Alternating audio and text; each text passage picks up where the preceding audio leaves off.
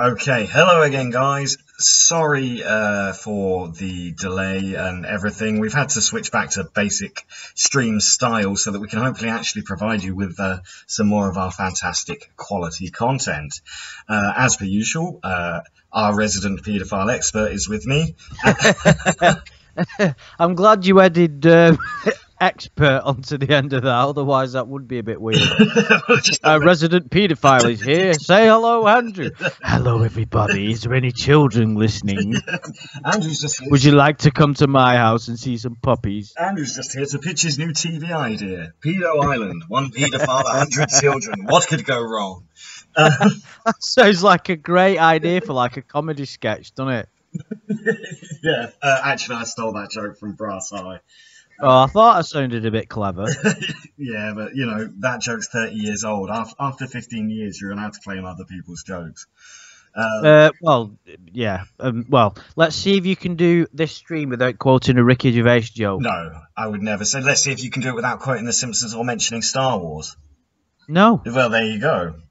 So that's why. Well, why can I not ask you a question and then you've got to fire one back straight away and get defensive? Well, why can't we do one without you mentioning Simpsons? Because as you said earlier, I'm a sociopath. I never said that. Yes. Well, that's it. That's the sort of thing you. Where's your proof? Well, actually, I could go back and screenshot it. But go on, anyway. And I'll leak it on Twitter. I don't think we're big enough in the YouTube world for anyone to give a fuck. I completely agree. There's one thing that we don't suffer from. It's delusions of grandeur. No, not yet. Anyway, yeah. So we've got some interesting topics to talk about with you guys tonight.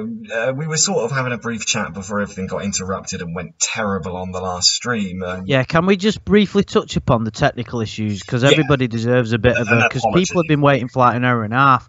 I bought a webcam, right? And it's got a built-in microphone. We had problems with that.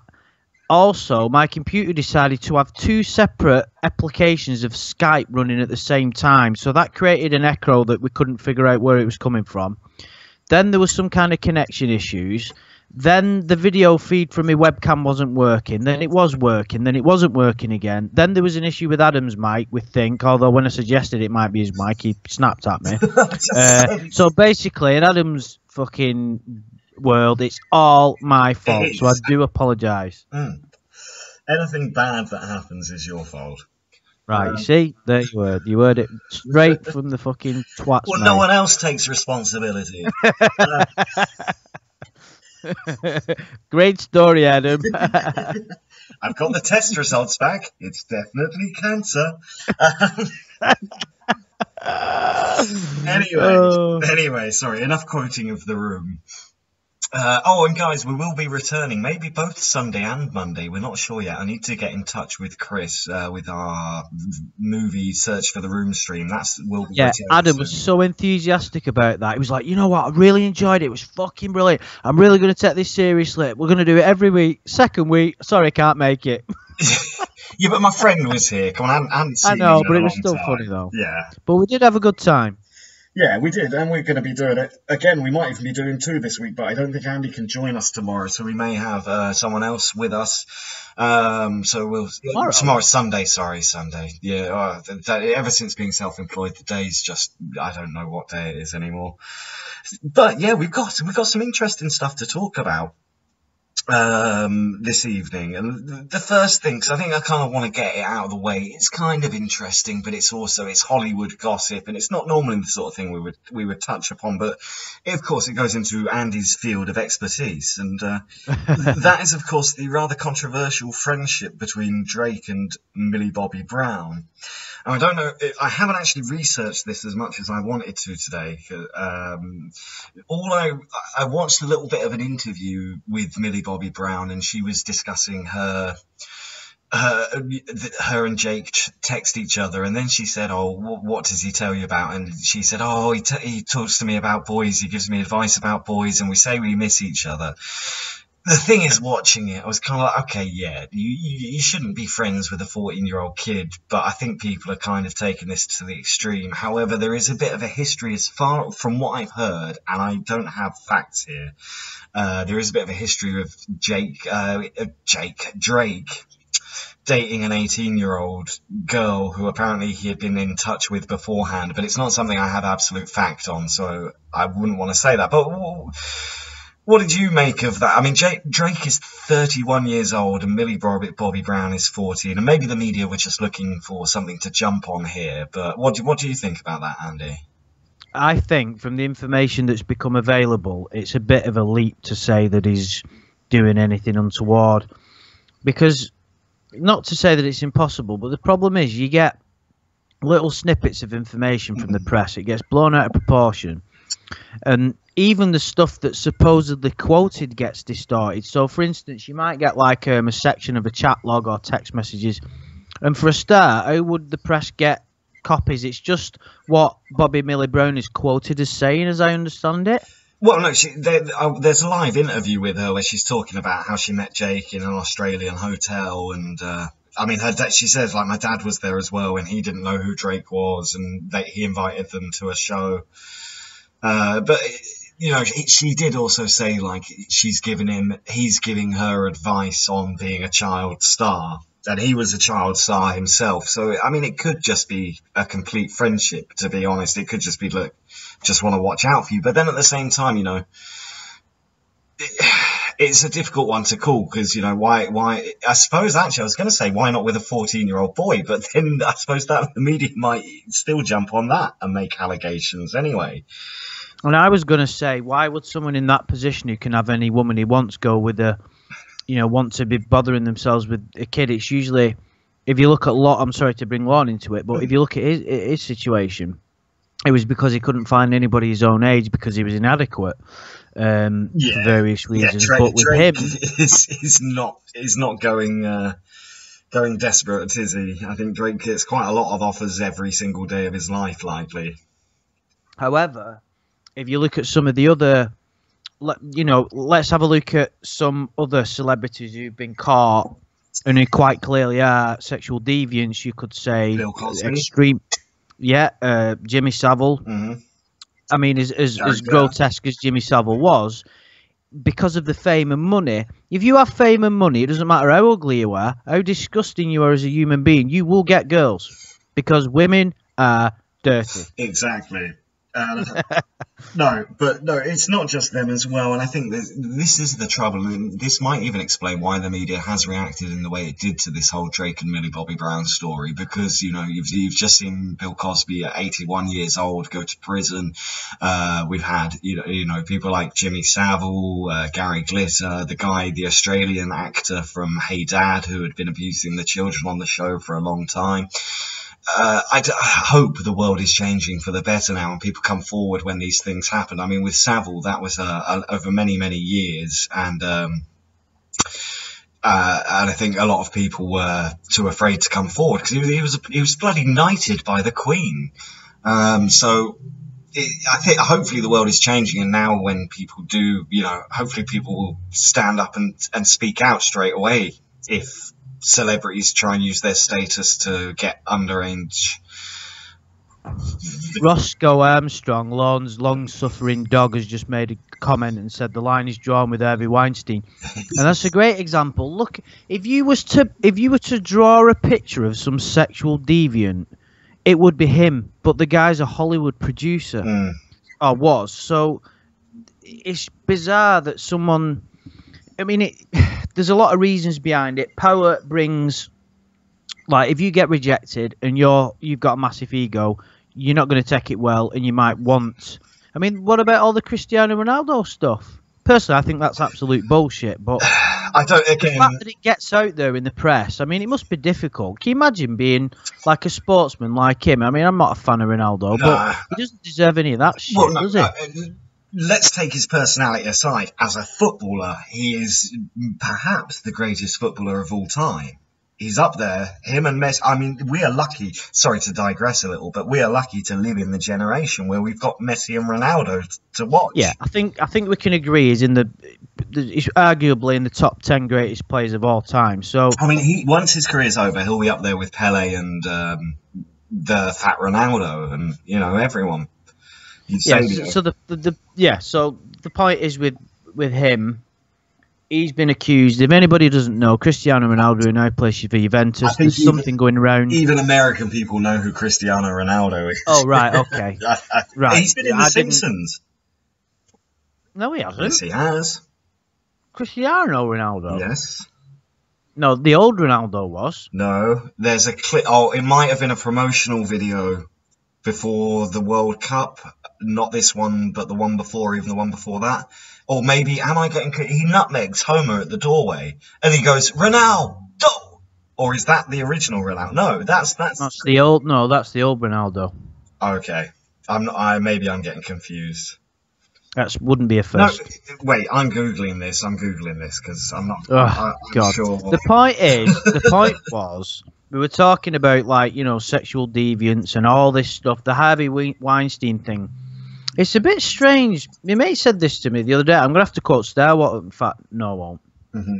But isn't it strange how, all of a sudden, there's this fucking #MeToo campaign, which even Nicole Arbour has had a go at because she said it gives people with a victim mentality a perfect platform to spout bullshit and takes the essence away from real victims out there, which it does. There's all this feminism stuff coming out of there. It's like, I didn't see male and female as being an issue ever before. I've never looked as a female as being inferior or superior to males. It's just, we are what we are, but all of a sudden there's this kind of push from minorities. Do you get where I'm coming from? I think you're miswording that, Andy, but I think I understand what you're trying to convey. Yes, I read an interview with do you remember Only Fools and Horses? Marlene. Yes. And there was an interview with her recently because she's back to I read it today. She said that if it was around today, he would be called a sexist because he pinched her bum in a flirtatious way, Now, I'm not saying bum pinching strangers is okay, but, if it's someone that you're friendly with, I don't see an issue with. But no one ever had a problem with that, did they, in that show? No, not back then, but... and there was also racist terms. Well, let's look back at something like Love Thy Neighbour. However, if you actually watch that show, because that now people are, it's incredibly racist. If you watch that show, it was the white guys they were making fun of because they were so, what's the word? The opposite of narrow-minded. They were very narrow-minded, and it was like this an intelligent, successful black couple, and the white people were like, we don't want them living next door to us. Okay, that's racist, but it was not making fun of those people. It's making fun of the people who weren't accepting the change. But people now go, "Oh, Love Thy Neighbour. No, you can't watch that. That was a racist show." No, it wasn't. Go and watch an episode. Yeah. It's people's. We're getting on SJW territory now, unfortunately, but the world is being ruined by them at the minute. And it's just a bit strange how all of a sudden there's all these people like Harvey Weinstein and Kevin Spacey. It's all coming out in the open, and there's always these people trying to push their agenda. And you're going to have to forgive me for mentioning it again. Can I just mention it briefly? Is it Star Wars? Yeah. Oh, go on then. There's a big thing at the moment, I'm sorry to go into it, but the episode 8, The Last Jedi, I don't give a shit what anybody says. They tried to push this feminism thing. There was a feminist purple-haired character in it who kind of demeaned male characters, right? And the main protagonist of the film, Rey, is a female with no training whatsoever, who's great at everything. So there's obviously some kind of agenda there. She's just this girl who can do absolutely anything with no explanation, like a magical character who's not had to work for anything, and it's pissed a lot of people off because what's happened. You're annoyed she's not had to work for it. They've given her those powers. No, hear me out. The reason that the character was deliberately made female, which is a great idea to show young girls, that they can aspire to anything. But what they pushed it too far. And just made her this magical character who can do anything, but it pisses me off because Star Wars has never been about gender. It's never been about colour. It's never been an issue ever. No one has ever whinged about Princess Leia or whinged about anybody being a female or a male. It was never about that. But because they've tried to push this agenda, it's then pissed off the regular fans because there's no need to bring it into it. There's no need to bring identity politics into something like Star Wars. Yeah, but from what I know, Star Wars is about incest and phallic fighting. That's what I've seen from it. Well, that's not really the theme. It just pisses me off because it's like, there were them idiots that made that video about me, saying I was some kind of sexist or something. Now I did, I made a couple of comments, but they tried to jump on top of it and jump on the top of everything that everybody's going on about these days. Now, it's just, I don't know, it's just like those people that accuse other people of being racist when they know they're not as well. That's another thing that pisses me off. Yeah, that's why, and I mentioned it, I think, in a stream fairly recently, why I loved The Office, the portrayal David Brent did, because he was one of those people that tried so hard not to be racist, he ended up coming off as a bit racist, and I think that's a brilliant, realistic, real-life portrayal of it. I think many of us have been in that situation where you try too hard not to be something, and you end up looking something. And if you just acted normally, you'd be fine. But anyway, we have digressed somewhat. So let's try and draw a conclusion on the Drake and Millie Bobby Brown thing then. I don't know enough about it. Right, well, let me ask you a couple of questions first. Should a 31-year-old man be texting a 14-year-old girl? If there's nothing sexual, which I'm pretty sure there isn't, why not? If he's trying to offer her advice, right, and saying, please avoid these pitfalls, I can help you, but what's the problem? Well, if that's the extent of it, then yeah, it's okay, but I think there's always that element, why is he messaging a child? But that's just everybody else's crazy ideas and judgments, isn't it? It's like the Michael Jackson thing. We don't need to go into that. It's grooming. That's what Eisenberg White thinks. Well, maybe it is. Maybe it is. We don't know. I don't know. It'd be silly of me to make a judgment because I don't know anything about it. No, and I think, unless he had actually done or tried something, there's no point. I mean, it's turned out to be a great meme and probably not a brilliant time for Drake in his life, because I'm sure there's a lot of people who do just, probably go to his Twitter or whatever and write pedo, things like that. That's what happens in this world of like constant communication, even with the biggest celebrities. Even a rumor can turn into something that could burn your career to the ground. But I think someone like Drake, I don't think he's going to be bothered now. I mean, I cannot stand Hotline Bling. I hate that song. I don't understand why people like it. I couldn't even name or hum one of his tunes. I've no idea. But fair enough. People like his songs. He's made a lot of money. Mark, I haven't heard what happened to Graham Linehan, so if you could fill me in, because I really like that guy. So if you could tell us a bit about it. But yeah, I think the trouble is perhaps it's never a good idea, and this is something I would say to everyone listening in the chat, whether you have no bad intent or you just want to be their friend, if you're over the age of 22, 23, 24, don't be messaging people 10 years younger than you at all. Why? Because you just shouldn't. It just looks weird. No, if you had common sense, you wouldn't. And even if you meant well, you'd go, you know what? It's too risky. Because you've got to... There's a difference between being like a nice person and being naive to the point of getting yourself into trouble. But then to counter that, you've got to draw the line, haven't you? So, well, you know what? Yeah. There's no point me being a do-gooder when I'm just going to get in shit. In a regular situation, there's no reason to be messaging someone that isn't your child or a relative who is under the legal age. I mean, but in Drake's situation, maybe there is. Maybe he sees like that's what he wants her to avoid the pitfalls of what her mother went through.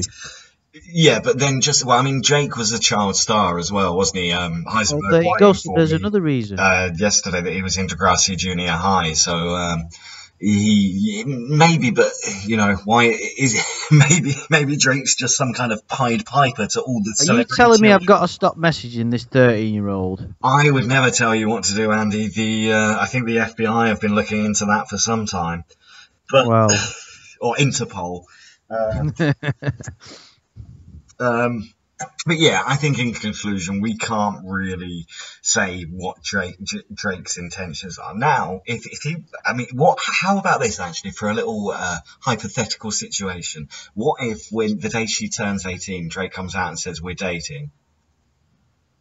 Wow, that's a really interesting question. Then it is grooming, isn't it? Mm. Oh, that's what the media have been saying he's doing. They're saying he is grooming her. So it's very interesting. But the media are fucking assholes. So you know,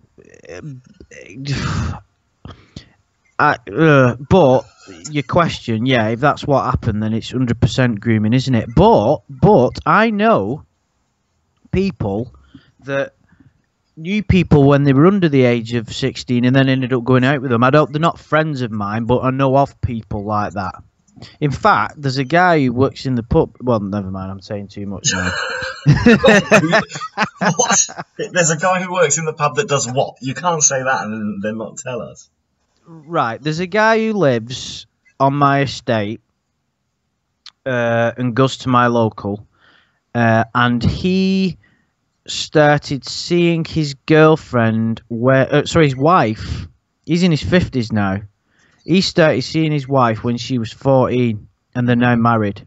And he was over the age. I don't know how old he was, but he was over the age of 20 at the time. She's now 40, and he's in his 50s. And he started going out. He was about. I can't tell you his exact age. Yeah, but they would have got together what in the 50s, 60s? No, she's only 41 now. 80s. No, 80s, 90s. Oh, okay. I was getting like 70s, 80s. A bit of friendly pedoing was fine, but no, 90s. I would say that it is not. Yeah, but does it matter when it was? No, it doesn't. But I'm saying it was a different landscape back then. But I suppose the reason I brought it up is, would you not at the end of the day, right?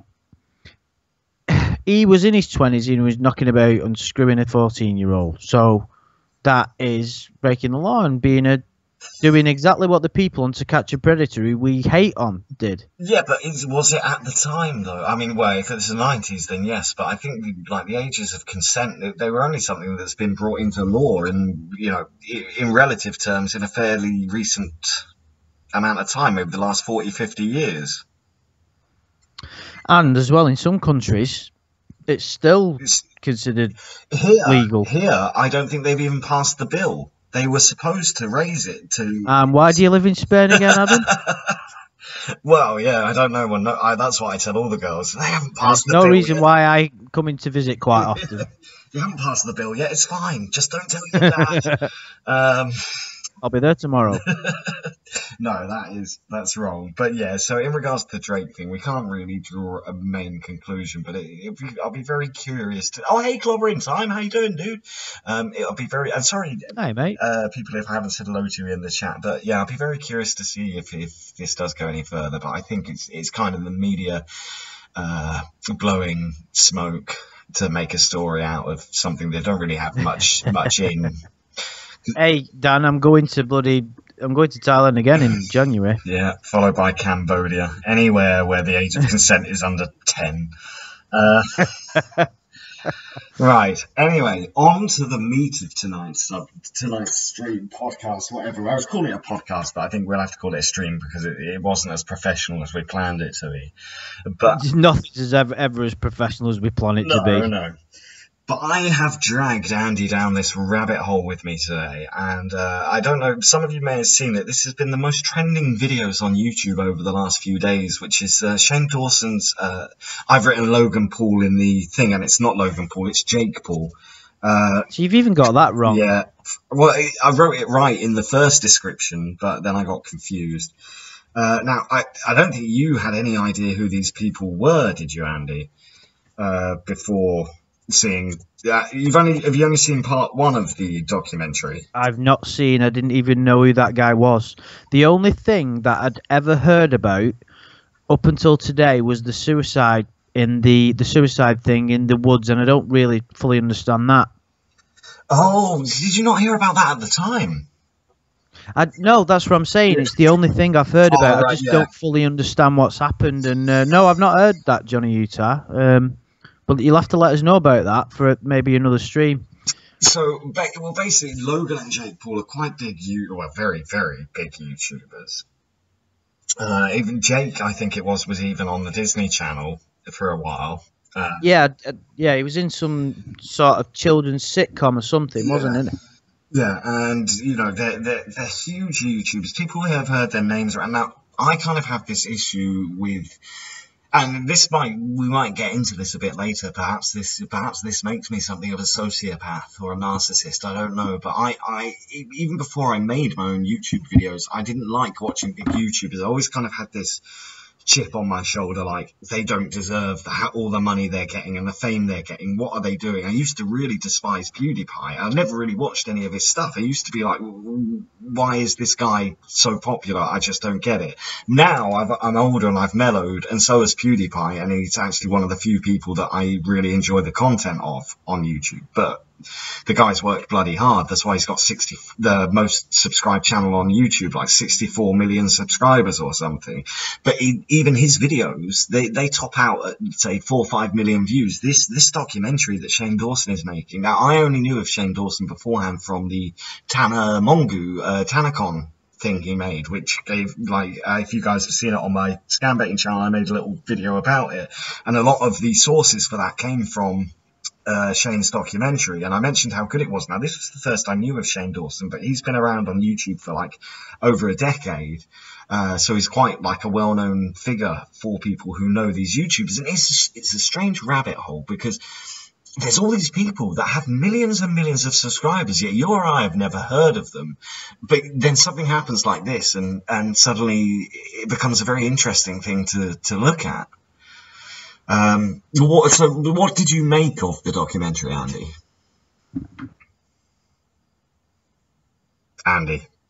With it and that. Oh, hello. Can you hear me? Yeah, you're cutting out a little bit there. Oh, sorry. Is it okay? Yeah. Nothing's changed. No, I know I bore you with it sometimes, like all the spiritual stuff I do. Talk about sometimes. All it really is understanding how the mind works. It's nothing really more than that. And what was interesting about that documentary is it's all people's egos.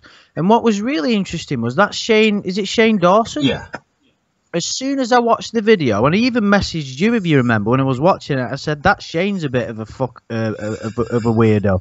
And I could see that something wasn't quite right with that guy, because he was getting a buzz out of it. And it was all about him exposing somebody else for being a dick. So basically, it was his ego having a go at somebody else's. So really, he was no different than this Jake. But Andy, people have been making careers out of that on YouTube for years. That's how. But that's true, and of course, there's not necessarily anything wrong. Ego is a part of being human, and generally speaking, you have an ego when you're younger, and then as you get older, it diminishes.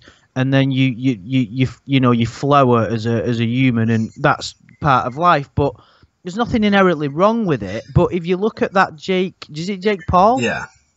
Just a quick question. He's no relation to Aaron Paul, is he? No. So why did he? I just thought it was a bit strange how he popped up in that video as having a go at Logan Paul. But anyway, what was I saying? Oh. Where was he up to then? I don't remember what. Right. Well, anyway, Shane, you were talking about Shane's character. Yeah, he looked strange and looked like he had an ego. When I see he looked strange.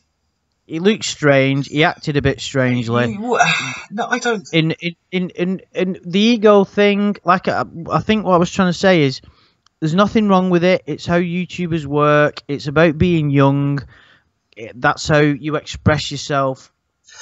It's not a problem, but it does create dysfunction, and it creates problems. That Jake Paul fella clearly has got some psychological issues, some major psychological issues. And it's very, very interesting, because he is a product of becoming famous through YouTube. It's very interesting because he is a case study on what happens if you go mad through YouTube fame, not through normal fame, as in being a movie star or a pop star like Michael Jackson did. It's about what happens to you if you go mad through YouTube fame. And it's a different type of fame, because you've got to get subscribers, you've got to get the views, you've got to appear to the lowest common denominator, blah, blah, blah, blah. What do you mean by that? Well, what I mean by that is, they even said it in that video. In order to jump from 1,000 subscribers to 1 million, you've got to make clickbait videos. Yeah, absolutely. And do stupid things, not necessarily stupid things, but one way to do it, and it's even what Chris said he does the movies, is to do, I'm sorry to mention Star Wars again, but jump on the back of Let's Have a Go at The Last Jedi, and everybody will follow it and comment, and everybody loves it, and they get involved, and then you pick up more subscribers. You're not stupid, Adam. You know how it works. Well, the thing with YouTube is, and this is what they were doing, the Paul brothers, because if you want to get big on YouTube, it's not necessarily about good quality content. Now, I really respect someone, like Colossal is Crazy. He releases a video maybe every year, but it's quality content. A lot of work and effort goes into it. But the people that become really, really big, it's about quantity over quality, and that's what the Paul brothers were doing. They were releasing like 4 videos a day, and they were doing prank videos, emotional videos, vlogs, everything they could. 4 videos a day. Anyone that can put that kind of effort into it could probably gain a large amount of followers, as long as, you know, the content isn't absolutely awful.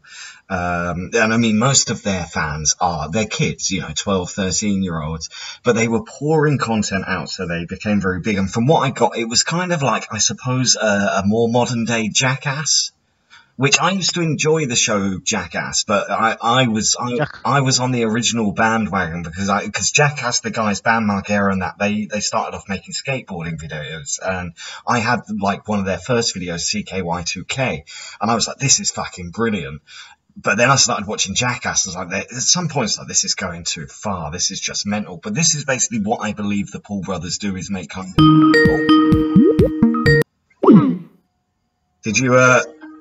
Did you drop out there? Yeah, my computer crashed, so I've had to call you on my phone. Carry on. Sorry, we talked the last bit here. We were talking about Jackass. Yeah, so basically, what the kind of content they make is like prank videos and the kind of like a modern day Jackass, which probably was one of their inspirations. And to talk. I don't want to speak ill of anyone's parents. Now, let me make this clear as well. I have not formed an opinion on what I think of the Paul brothers. However, I am, and I don't mind admitting it, a little bit resentful and perhaps jealous that these people that don't seem particularly talented have become hugely famous. And why? Can I just ask you very briefly though, Adam? Why are you jealous of that though? Why would you want that kind of fame? Well, perhaps not the fame so much, but the money. But if you attain that money through how they have got it, it wouldn't be worth having, because you basically become a twat. I saw enough in that documentary to know that they're not decent people. Well, I don't mean they're bad people, but they're not the type of people you want as friends. Their dad even looked a bit strange. Well, that's what I was about to say, and I don't want to start slagging off people's parents, but if you watch further into the documentary series, they talk about the father and how he was very competitive and kind of forced the brothers to compete against each other, and even the bits that they showed of him on the documentary being around, because both the parents have started channels that are both fairly, you know, within YouTube standards, decent sizes now, like over 100k subs. They both got silver play buttons and stuff, and they're called Vlog Dad and Vlog Mum, although they've broken up, I believe. But the dad. So they're all fame hungry. Is it fair to say that? I guess so, yeah. But then you look at the house that they live in and stuff, and I don't think they were, I think they've always been a very wealthy family, but I think they've basically, and perhaps this is a rather complimentary thing to say, but they kind of owned YouTube as a family. If you added all their subs together, like Jake Paul's channel, Logan Paul's channel, the dad, the mum, they probably hold like a sort of 10% of YouTube audience as subscribers. Which is kind of crazy to think. So probably the parents saw how much money the boys were making and thought, well, we want a piece of that. However, if you've watched the latest episode in the documentary, they kind of talk about how the dad caused a rift in the Team 10 house. Now, to fill you guys in. Team 10? Team 10, yes. So Team 10 is Logan Paul or Jake Paul's or both of them. They run the team, but basically they invite or bring in other people with big YouTube presence. Not necessarily just YouTube presences, but are you getting your cock out, Andy? No, sorry. Go on. Right. They invite other people, like big YouTubers or production people, to come to their house and come and live in the team house, like people that can help them further their careers and vice versa, I suppose.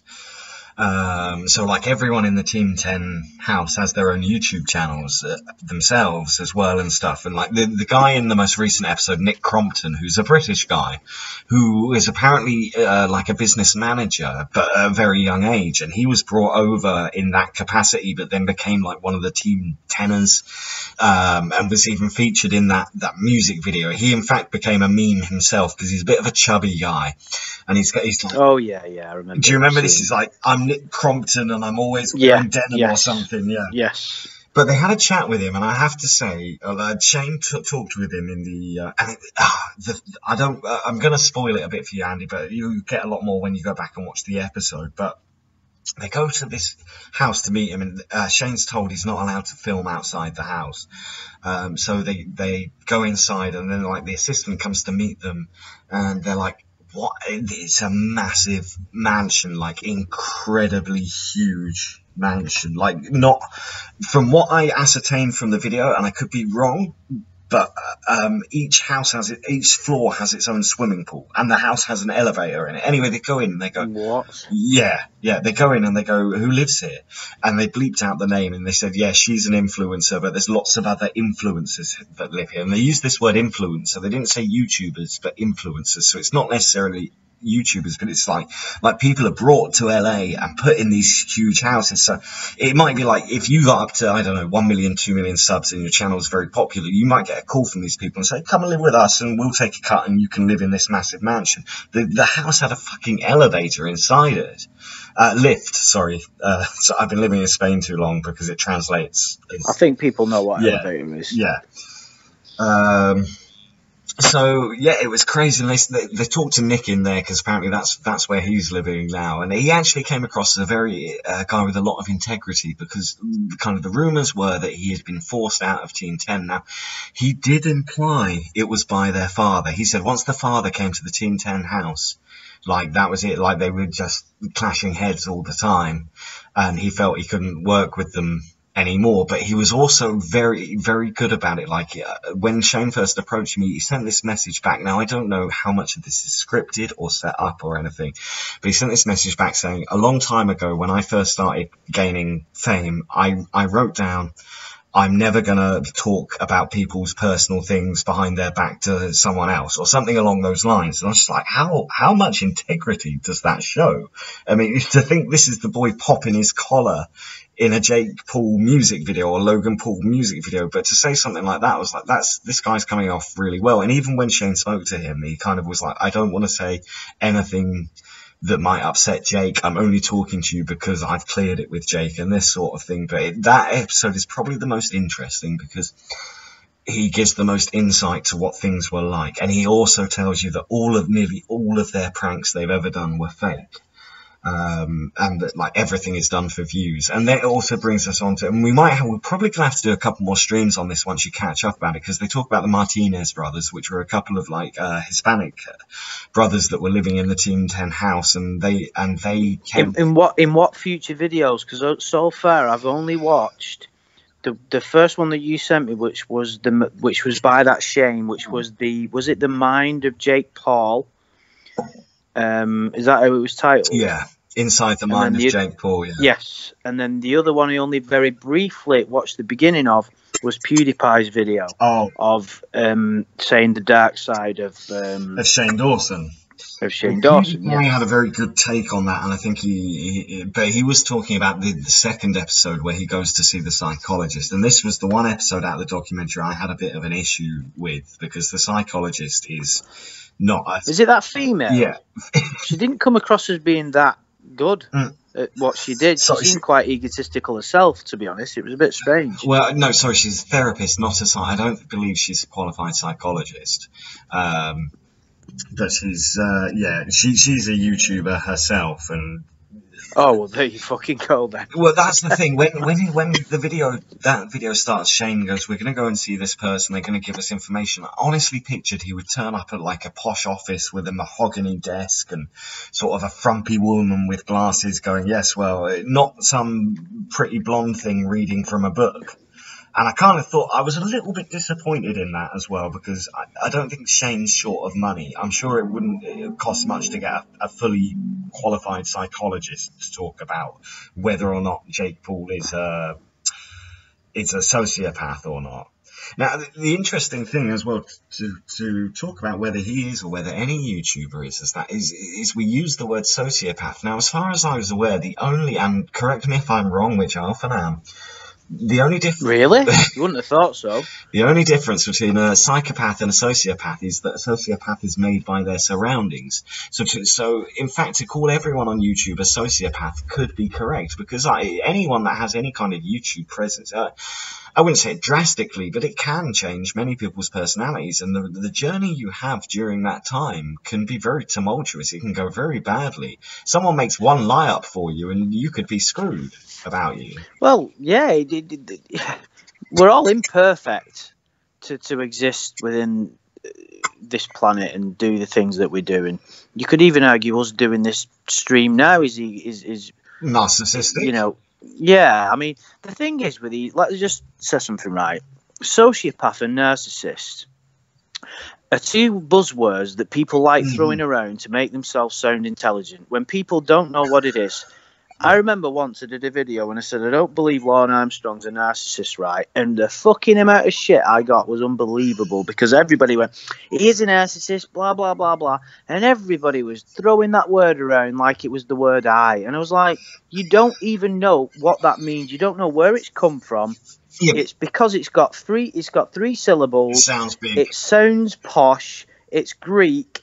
And people love throwing it around because it makes them sound fucking clever. And it's the same with sociopath. Yeah, people have no idea what it fucking means. 10 years ago, people wouldn't have said narcissist. They would have gone, oh, he's a bit full of himself. Exactly. And that's, I get that. Those words are the zeitgeist at the moment. And that's why people love to use them. And in fact, me using zeitgeist is a bit zeitgeisty.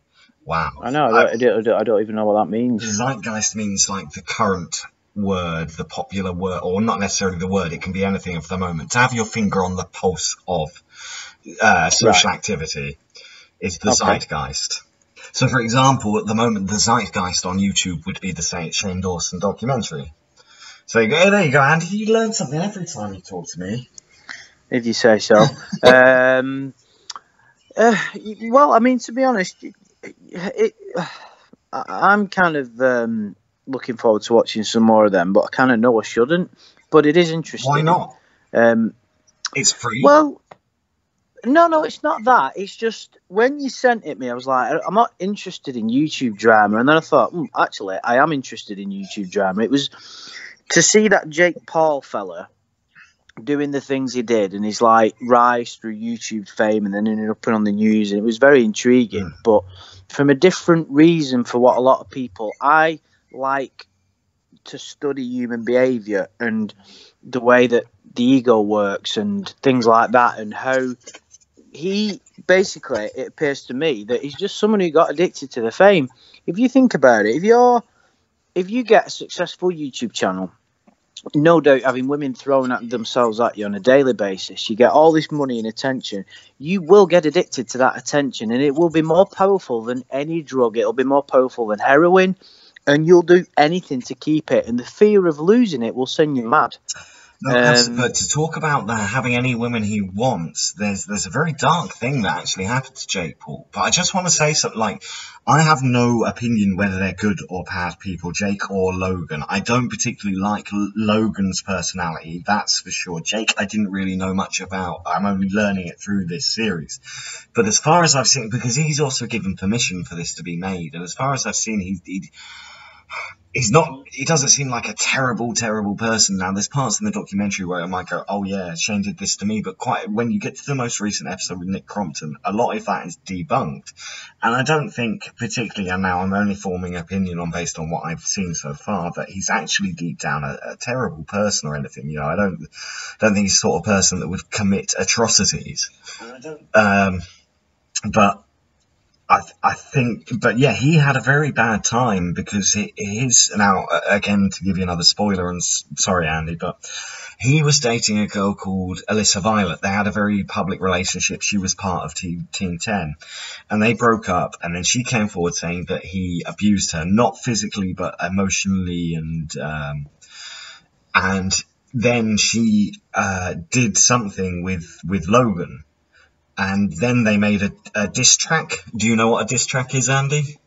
No. Okay, so basically a diss track is what, like, making us... It's a term that came... Have you not seen the movie Straight Outta Compton? No, that wouldn't be your sort of movie, would it?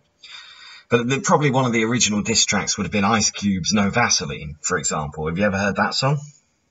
No. Okay. How to explain a diss track? Right. Someone pissed... Right, okay. I'm going to use an old example. So years ago, Ice Cube, Eazy, Dr. Dre were in the NWA together. You heard of the NWA? Yeah. Okay.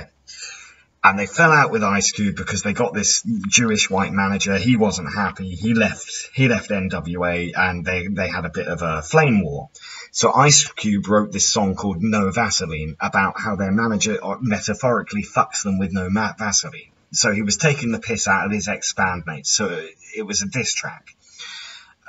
So basically, when you make a diss track, it's like to sort of take the piss out of someone else. So Logan Paul, after sleeping with or doing something with his younger brother's ex-girlfriend, then made a diss track saying, "Yo, little bro, fucked your ex-girlfriend." I did see that. It was in the documentary. I mean, what? But that's what I mean about their behaviour. One of the most, I think I messaged you and said that this video is more disturbing than any documentary about paedophiles, or it might have been a bit extreme, but what I was getting at was they seemed so detached from reality and so detached from what it means to have a genuine relationship that means something. It doesn't mean anything if it's all about fame and status and power and getting one over and purely based on looks. If you... It all becomes fake. Everything becomes unreal, and there's nothing necessarily wrong with it as long as you know it's bullshit. But it seemed that they all turned into, and I'm sorry to use that word because I slagged off people that use it before, but it did seem as though every single one of them was a massive sociopath, and been created.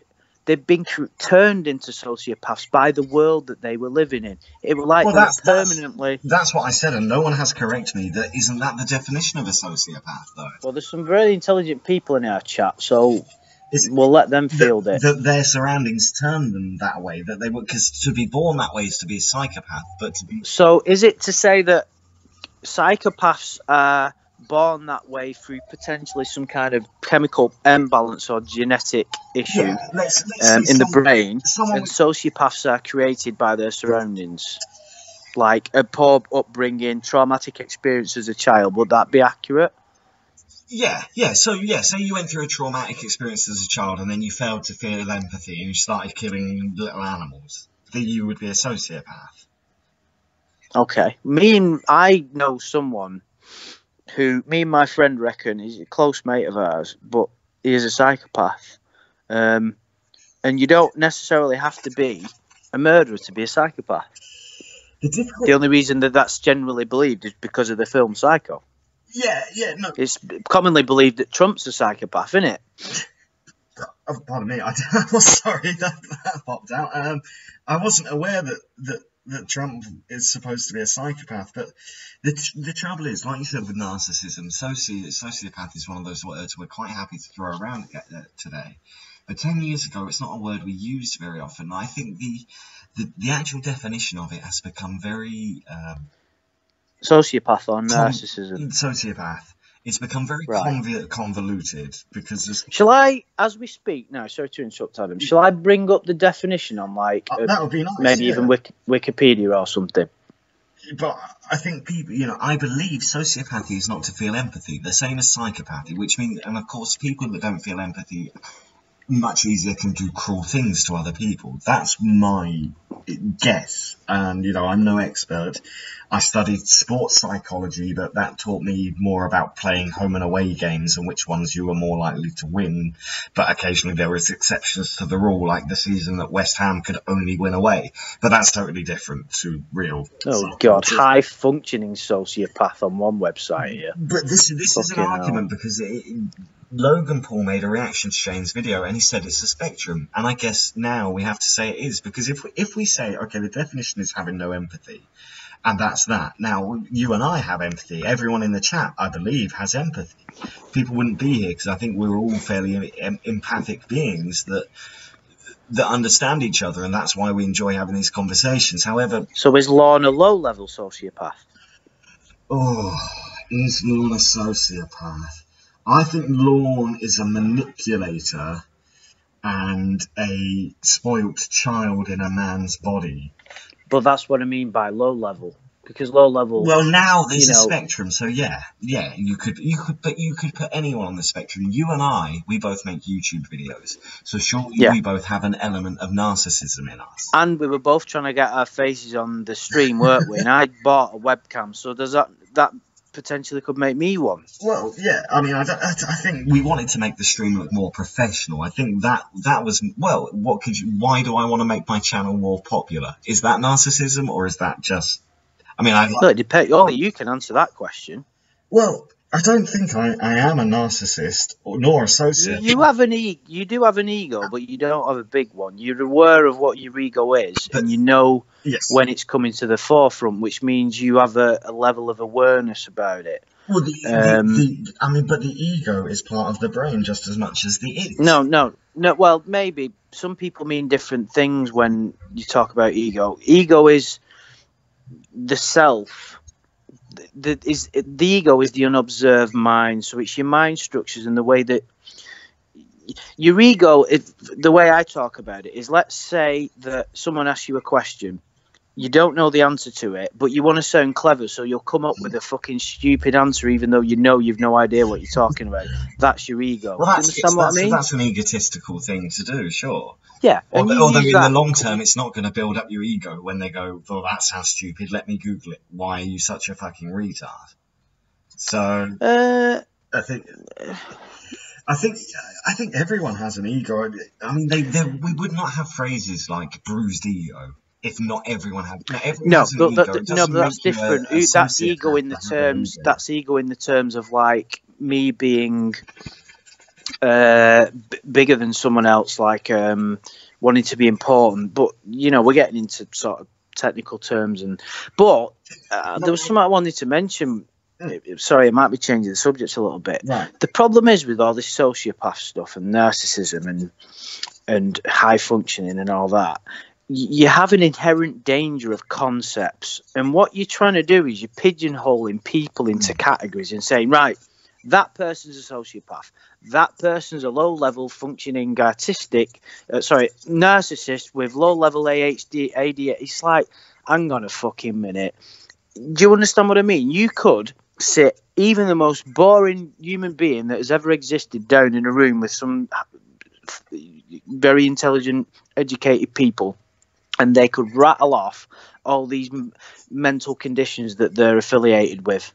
Do you understand what I'm getting at? The truth gets distorted the more that you get into this. Does that make any sense? I guess so. I think the trouble is, do you have the definition of a sociopath in front of you? I've said there's loads of stuff about it on the internet, pages and pages. Right. I'm trying to find the Oxford, because it's the best city ever, where all the best people were born. Dictionary definition of sociopath.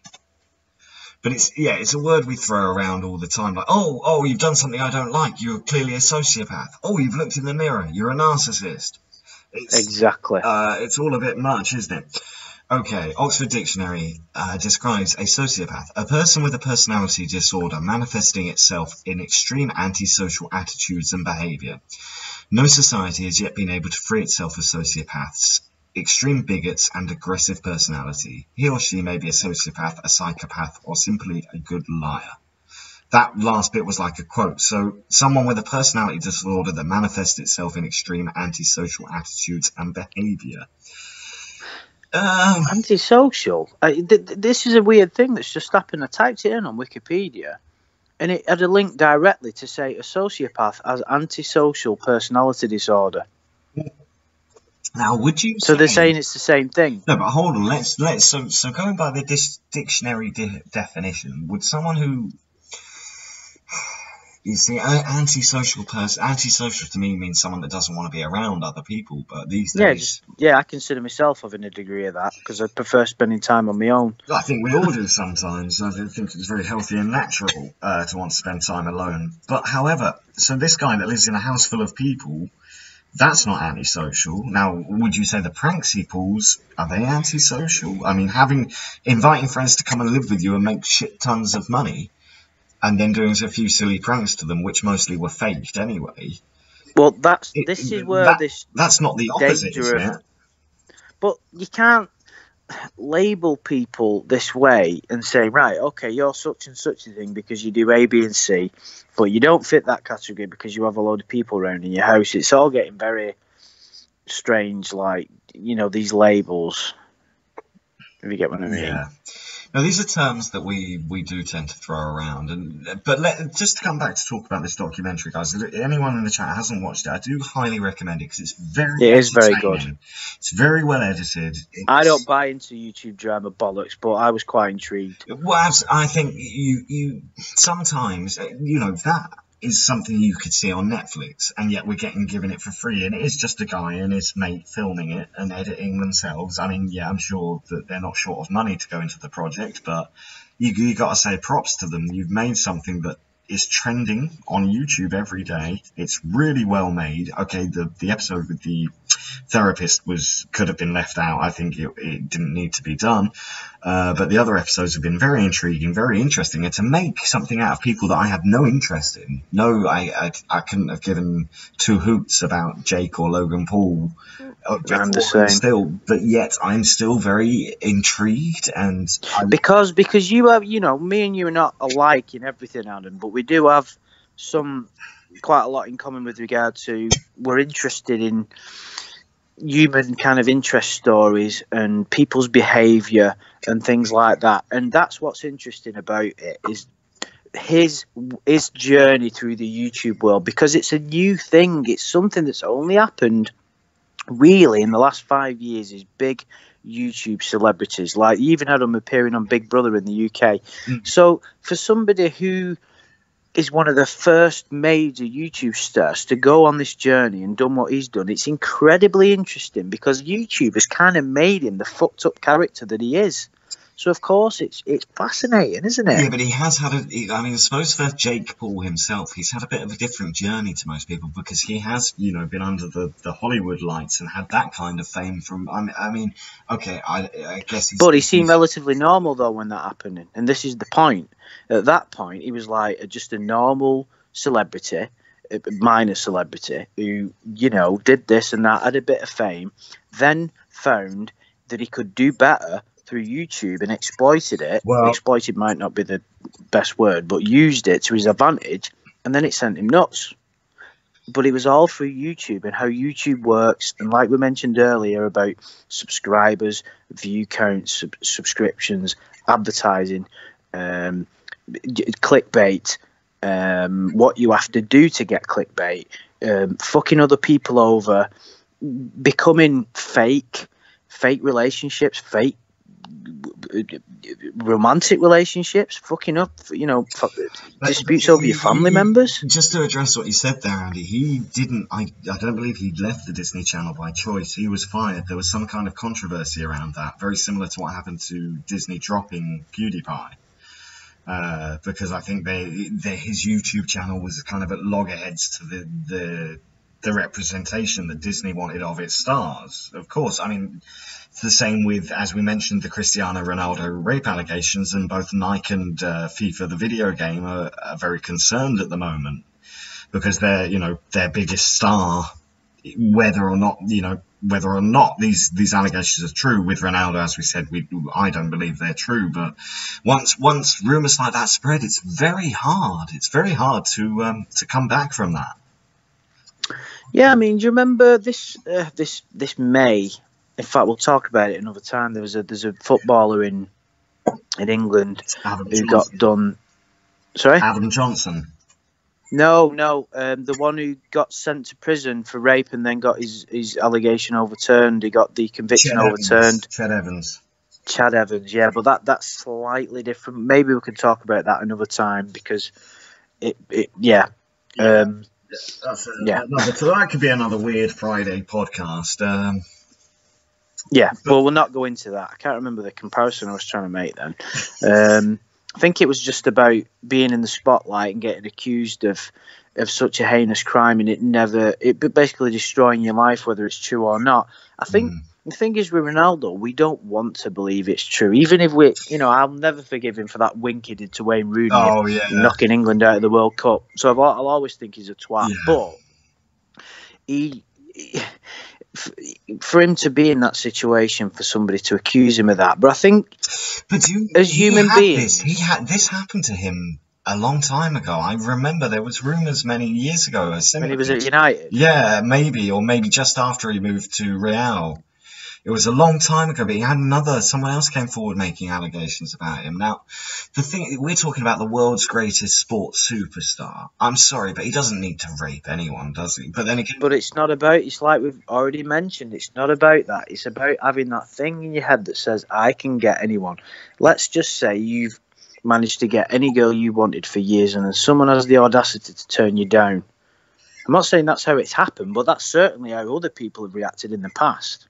Well, yeah, I suppose. I mean, I hope, because I just don't want a memory of such a great footballer to be soiled. Because we're both big football fans, and it'd be terrible, and sort of faith in humanity go down if Cristiano Ronaldo had raped someone. Yeah. What a terrible thing that'd be. I mean, this guy is a role model.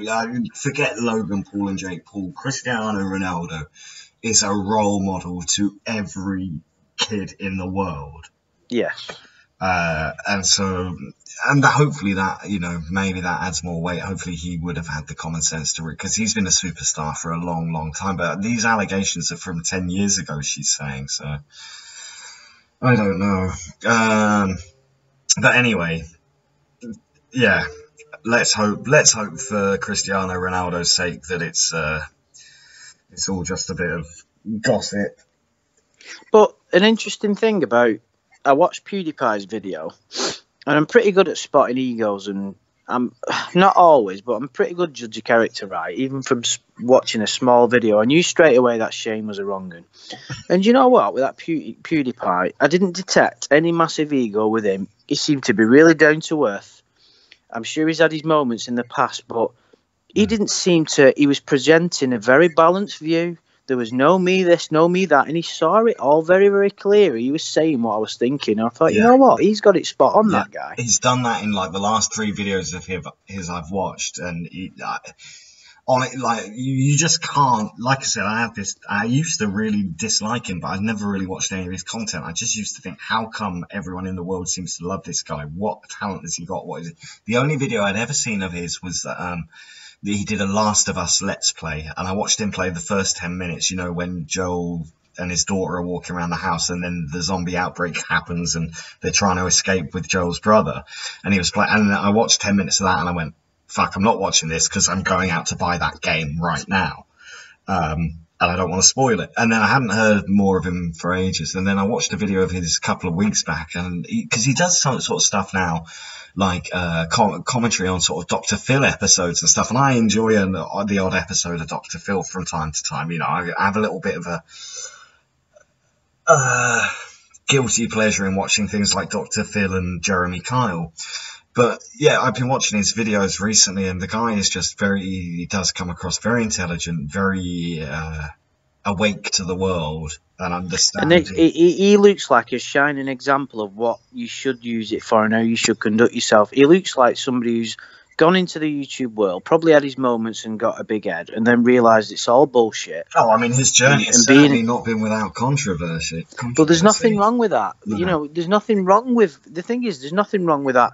If you're looking at it from a bigger perspective, there's nothing wrong with that Jake Paul's done. At the end of the day, part of the journey of being a human is to lose yourself and then find yourself again. Because if you do that, you become a better person. What? We've all been through shit and been twats at points in our lives, and it's about how you get through it. Do you decide to remain a twat, or do you be better than that and wise up to it and learn from your shit? That Jake Paul, he's still only, 20? Something like that. I mean, the thing is, PewDiePie's only a couple of years younger than us these days, so he's lived his life and learned his lessons online. It might be that Jake Paul has a channel in 10 years' time. We go, oh, do you know, this guy talks Exactly.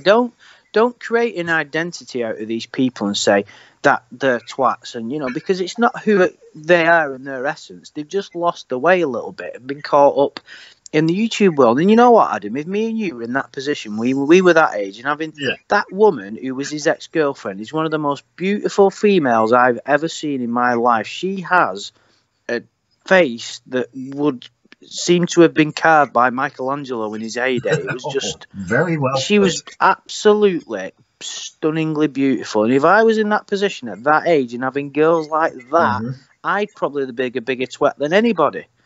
Well, of course, and you have to remember as well, a lot of these times they might come, they might be quite kind of worried.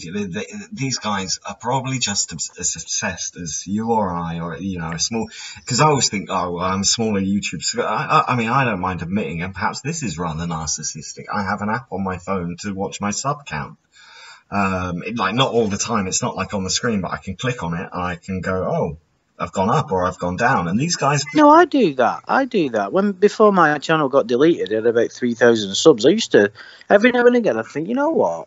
It's pretty cool, that, isn't it? Because I thought, there's 3,000 people that are interested in what I've got to say, and as long as you don't, don't think that you're superior to anybody about it. Don't think that if you just get a little bit of a. But you look back on your accomplishments and with a sense of pride. You want your channel to do well, and I think that's natural. Yeah. But then some people may say that. But I think the difference is everyone, and I'm throwing the word around now, everyone that has a YouTube channel has at least some sort of narcissism to want to put themselves on the screen, and the people that aren't narcissists. No, I wouldn't agree with that. No? Not everybody. No, some people. Can we use Base Sharman as an example? Yeah, sure. Well, and I'm not just saying that. I don't know what his feelings on it will be. It depends what you're about to say, but. Well, no, I'm saying if you look at him and how he started, he started doing what I do, and better videos than I'll ever make. Very well edited and put together, and he had fallouts with people in the community. There's no point going into, and the way that he conducts himself now is absolutely fantastic. And I'm not just saying that because we speak to him and stop sucking up to him, but the videos he does, it's about the YouTube how do you put it, not YouTube drama, YouTube culture, shall we say. And he goes up to that and talks about that. He's very intelligent and he diversifies. He's very intelligent, but he's also very grounded, and there's a spiritual side to him, and he had his own spiritual awakening once. And when he does his videos, he introduces self-development in it. He genuinely wants to help people, and he's doing it because he wants to make a living out of it, and he wants to do nice things, and he wants to live a decent lifestyle. But he doesn't do it for purely egotistical reasons, like I'm going to have a gold-plated house and I'm going to. There's none of that bollocks. He wants to do well for himself, but he wants to help other people in the process. And what a fantastic way of doing things. Well, and he's not putting complete shit on there, is he? It's like, I'm not really into that too much, the incels and stuff. I understand it's entertaining. Yeah. It's not for me, but it's really good stuff. Like, there's loads of people that are into that. Simon is building his channel, so he is doing what he has to do. So he's putting a lot of content out, and yet you can't watch all of that content. And especially for us, the time zones are very off. So when he is live streaming, normally I'm fast asleep. But also he's making a lot of content, so it does end up sometimes. I'm sure he covers topics he has done already and such. But yeah, I think anyone, like when I started YouTube, I had no expectations whatsoever. I'd watched a few, when I first started doing my scam bait videos, I'd watched a few Hoax Hotels videos, I'd watched a couple of other random sort of people that just had like one scam baiting video, and I thought, I could do that, and I'll upload it and just see how it goes. I remember, it was an experiment. I guess it was, well, I just wanted to see if people enjoyed it. I thought it was kind of funny. I mean, the very first ever video I made was not particularly good at all. It was me just talking sort of in my normal voice, but a little bit more posh. And just going, yes, my name is James Bind, and I'm going to get my private jet to pay my taxes. And I thought, yeah, it's kind of funny. I look back at that. I've still got that video on my channel, but like I was using my old laptop, and there's a noise the whole way through it going like, because the bearings had gone in the laptop and stuff. And it's like, wow, I wouldn't have released that now. But looking back, I just wanted to see if anyone enjoyed it, and it was all positive. And then, of course, that gives you inspiration. Like, well, if people enjoyed that, let's make another one. And people enjoyed that one, let's make another one. But there are people that start out and they go, what they're making is not shit. It's shit. And then they go, why don't I get subscribers? And you go, and because it's just being naive, isn't it? I guess. I remember talking to a kid on PlayStation a while back, and he had like 2 videos. You're always talking to kids on the PlayStation. Let's not. And that's the only reason you play FIFA and Fortnite, man. I don't play Fortnite. Yes, you do. Only when I saw I'm it in horny. your fucking house. Only that fucking disc hiding under the fucking. I don't have the under Fortnite the bottom disc, but I do have it downloaded. I played it anyway. But yeah, like. So, but yeah, some people come in and what they want is their channel to grow, but they have no kind of idea behind what they're going to do it. Whereas I think with people that come into YouTube and they go, okay, I think this is fun. Let's see if people like it. And then you build from there. It's a very different experience. If you don't have any expectations, like honestly, I remember getting my first like two and a bit years ago. And I was like, wow, someone liked my fucking video. Wow. It's a very, that's why people get addicted to it. It's a nice thing. People saying positive things about you. Why wouldn't you want that? Especially if you don't fully see it for how it is. It's very easy to get caught up in that, isn't it? But it's not the easiest ground. But I think the thing is, especially with your subject material, you're kind of limited to. There is a plateau. There's only, you know, the spectrum only goes X far. And with scam baiting, it's the same, but probably a little bit wider. But those people who are into that are kind of always happy for new content. And they're also, I would say, both scam baiting and the TCAP communities, they're kind of older, more mature people who are into weirder shit, if that makes sense. But if you're making a video, you know, a let's play video for no one makes them anymore because no one watches them anymore, but that was the big thing. That was how like PewDiePie started out, making let's play videos. But if you do something like that, you get an audience that's 13-14 year olds. Now, although they're much younger and their opinions don't mean as much, the things they say can be a lot harsher. So it can be a lot more difficult because you might get a couple of trolls who just go off on one like, you're fucking shit, I hate you. I mean, I've had comments that have got under my skin. I had to stop. Yeah, I've seen you fucking arguing with people.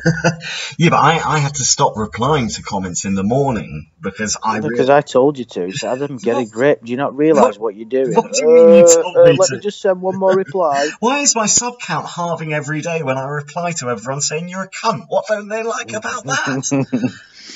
No, but you know, I had things that got under my skin. Like there was things about physical features and things, and just like, in fact, it was someone I respect very much, Mr. Pricky, said like, just don't worry about that shit. Just delete anything you don't like. And I was like, okay, that's a much better way to deal with these things, rather than get into a flame war with people. Let's just, if I don't like it, fuck it, block them, and then you only have the positive comments left on the channel. Well, I mean, my journey is, well, I think everybody starts off that way, but I can't remember why I made a first lawn video, and it went down surprisingly well. And I couldn't believe how many people, I really, really like that. I really like your take on things. And I realised I was quite good at it. So I kept doing them. And it just amazed me how quickly my channel grew, people enjoyed the videos and stuff, and then I built up a following and all that, and became part of the community, even though I always saw myself on the fringes and never got directly involved with it because I thought it was I just didn't like some of the people involved, and then I was a bit naive. I never ever would have expected the amount of abuse I got. I was on there exposing these predators. I wasn't doing it to try and get them locked up because they're already in trouble, but the amount of hate I got just because my channel was doing well, I thought, are there that many people that are bothered about me not making any money?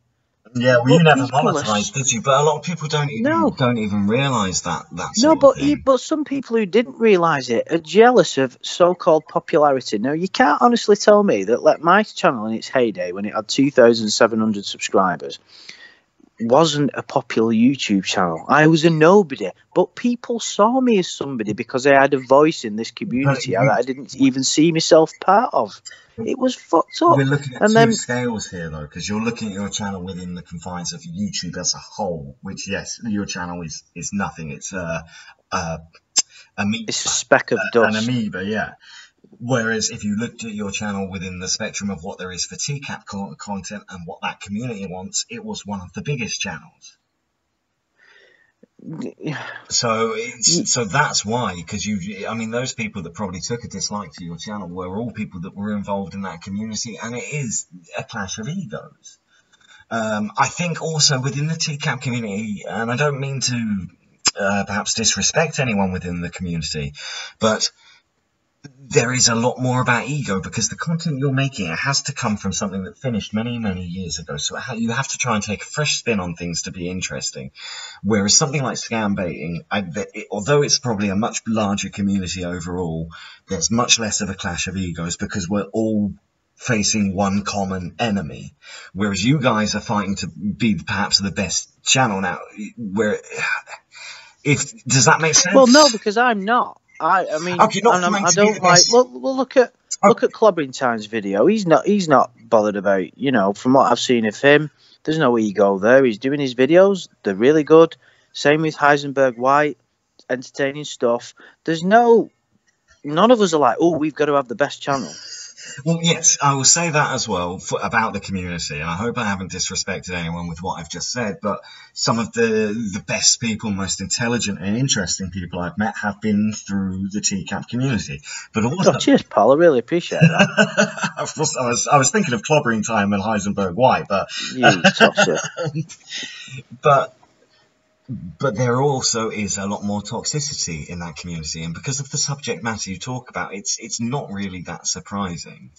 But there is toxicity and there is egos, and it's something I've seen from the start. I approached you because I liked your videos, and you weren't really you weren't in on the ground floor of that community. I liked what you were doing. I came around long after all the stuff with the Nathaniel guy had happened, so I didn't really know much about him. But I liked what you were doing, so I said, Andy, let's make a video together because I'm probably going to teach you a lot of new words every day.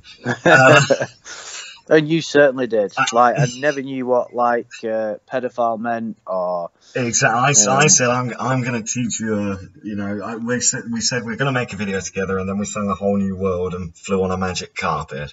Didn't we just?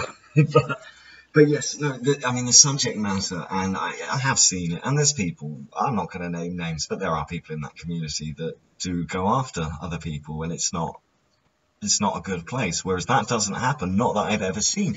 Although there is drama going on in the scam baiting community. There are people that have issues with other people, but I kind of separate myself from that a bit. I've seen it going on, and I've seen like there's one guy, I'm not going to name his name, but I know a lot of people have been complaining about him for clickbaiting and faking videos and that sort of thing, and that for me, that's a huge morally wrong thing.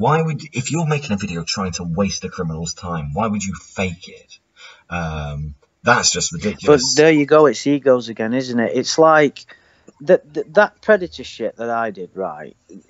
When my channel, if I'd have invested a sense of my own personal self in being, oh, look at me, I've got this channel. Look at me, I'm the biggest voice in the TCAT community. What a ridiculous I can't even imagine that somebody could ever think that of themselves and get a buzz and an ego and fall out with other people because content. It absolutely baffles me. You're walking down a very dark path. People crave drama. We crave drama. It's why we love this documentary. But when it comes to drama, I'm a voyeur. No, we were like observing it. Yes, I'm a voyeur. I'm a voyeur when it comes to drama. I don't want to be involved in it. But that's different. But I want to watch. It's only the same as watching a soap opera. But you've got to look at your own life very carefully. And it takes two people to create drama. If you're involved in it and say, no, I'm not involved in drama, you are, then you've created it. Even if you argue with someone, you're creating drama. You always walk away and don't let your ego get involved. Always. Well, takes two to argue, doesn't it? Takes two to tango, but drama, is I mean, I throughout my YouTube career, I've had the odd point of drama. I've had someone I fell out with and have never spoken to again. But there was a lot more going on behind the scenes to that than people were aware of. But I didn't make a thing of it. Like when I realized that this person was doing something that I didn't think was morally sound, that was it. I just never spoke to them again. Yeah, but you're not creating drama though. You're just saying, right, I don't agree with what you're doing. I'm not saying I'm right or wrong, but see you later.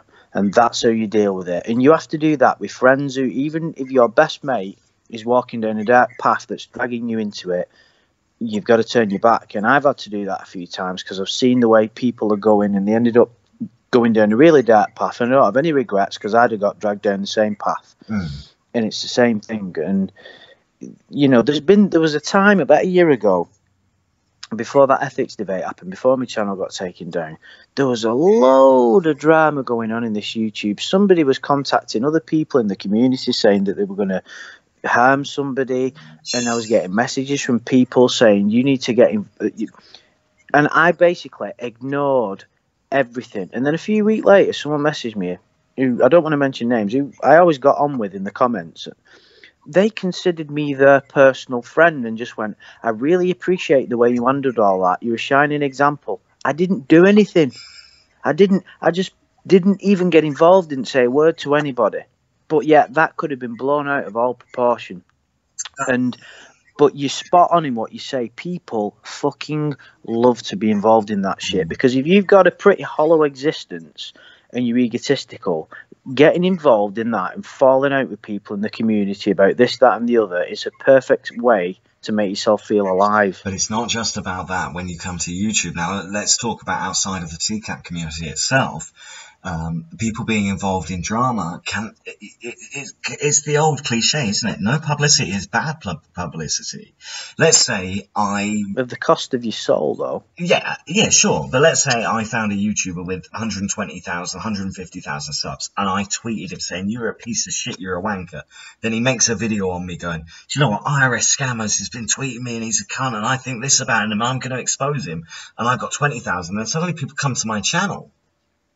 And then you're making more money. And then you're making more money and you're getting more views. Some of this is calculated. Some of this is. But that's part of the game, though, isn't it? As long as you're not hurting anyone in the process, that's just part of the YouTube game. There's nothing inherently wrong with that, is there? And people love a bit of YouTube drama, don't they? It's like, oh, look at them two bickering, and they'll sit there. And to be honest, you're not providing quality. You're not enriching anybody's life, but you're not.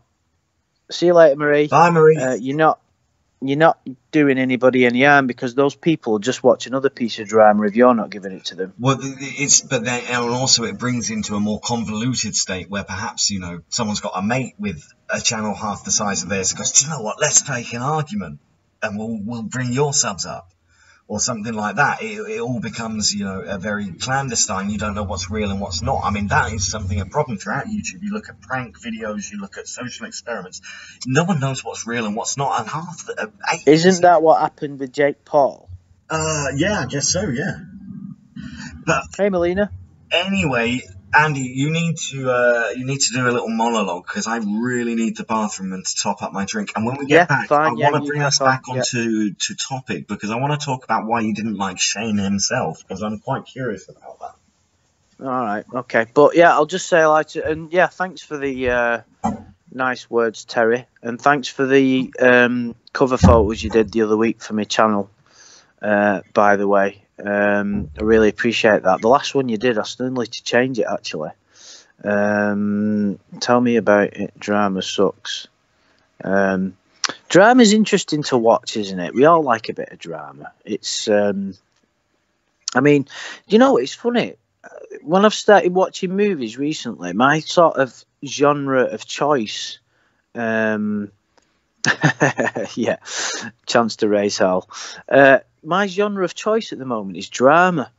I like watching like a human kind of situation. Well, that's fucking what drama is, but like, you know, a nice drama film or a real situation, and you know, it's more interesting to see how people react and to people, you know, to various, you know, extreme situations, things like that.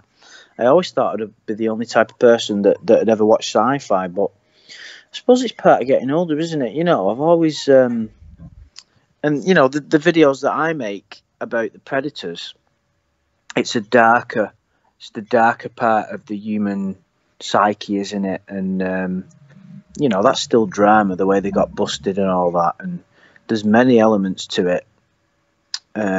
So yeah, it's funny to watch with others, such as watching the Maury Show. What's the Maury Show? I don't know.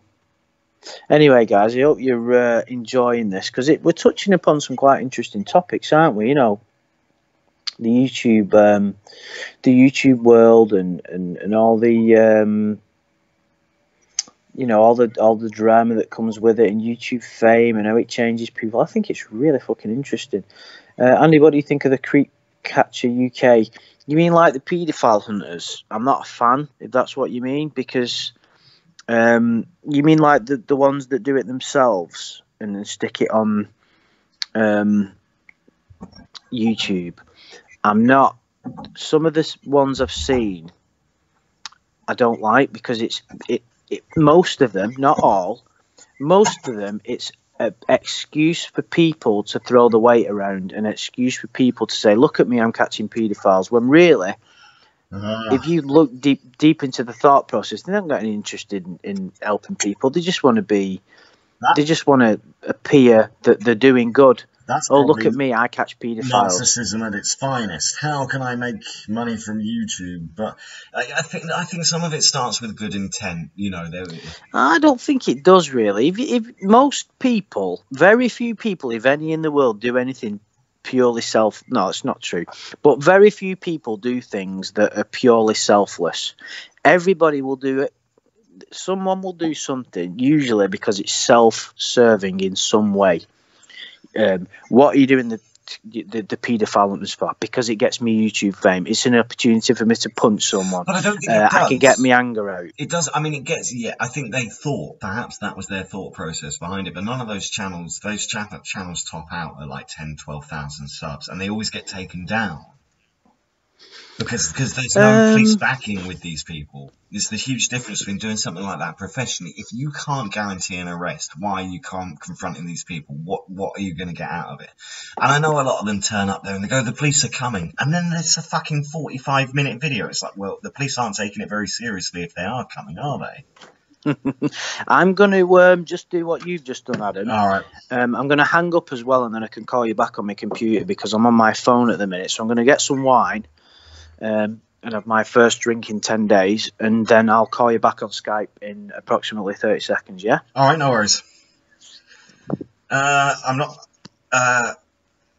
yeah, so, Ignatz, this is the trouble. There's a lot of clandestine things that goes on with those vigilante paedophile hunters, because where are they getting the pictures from? I mean, it brings into a whole new sort of ethical debate, like...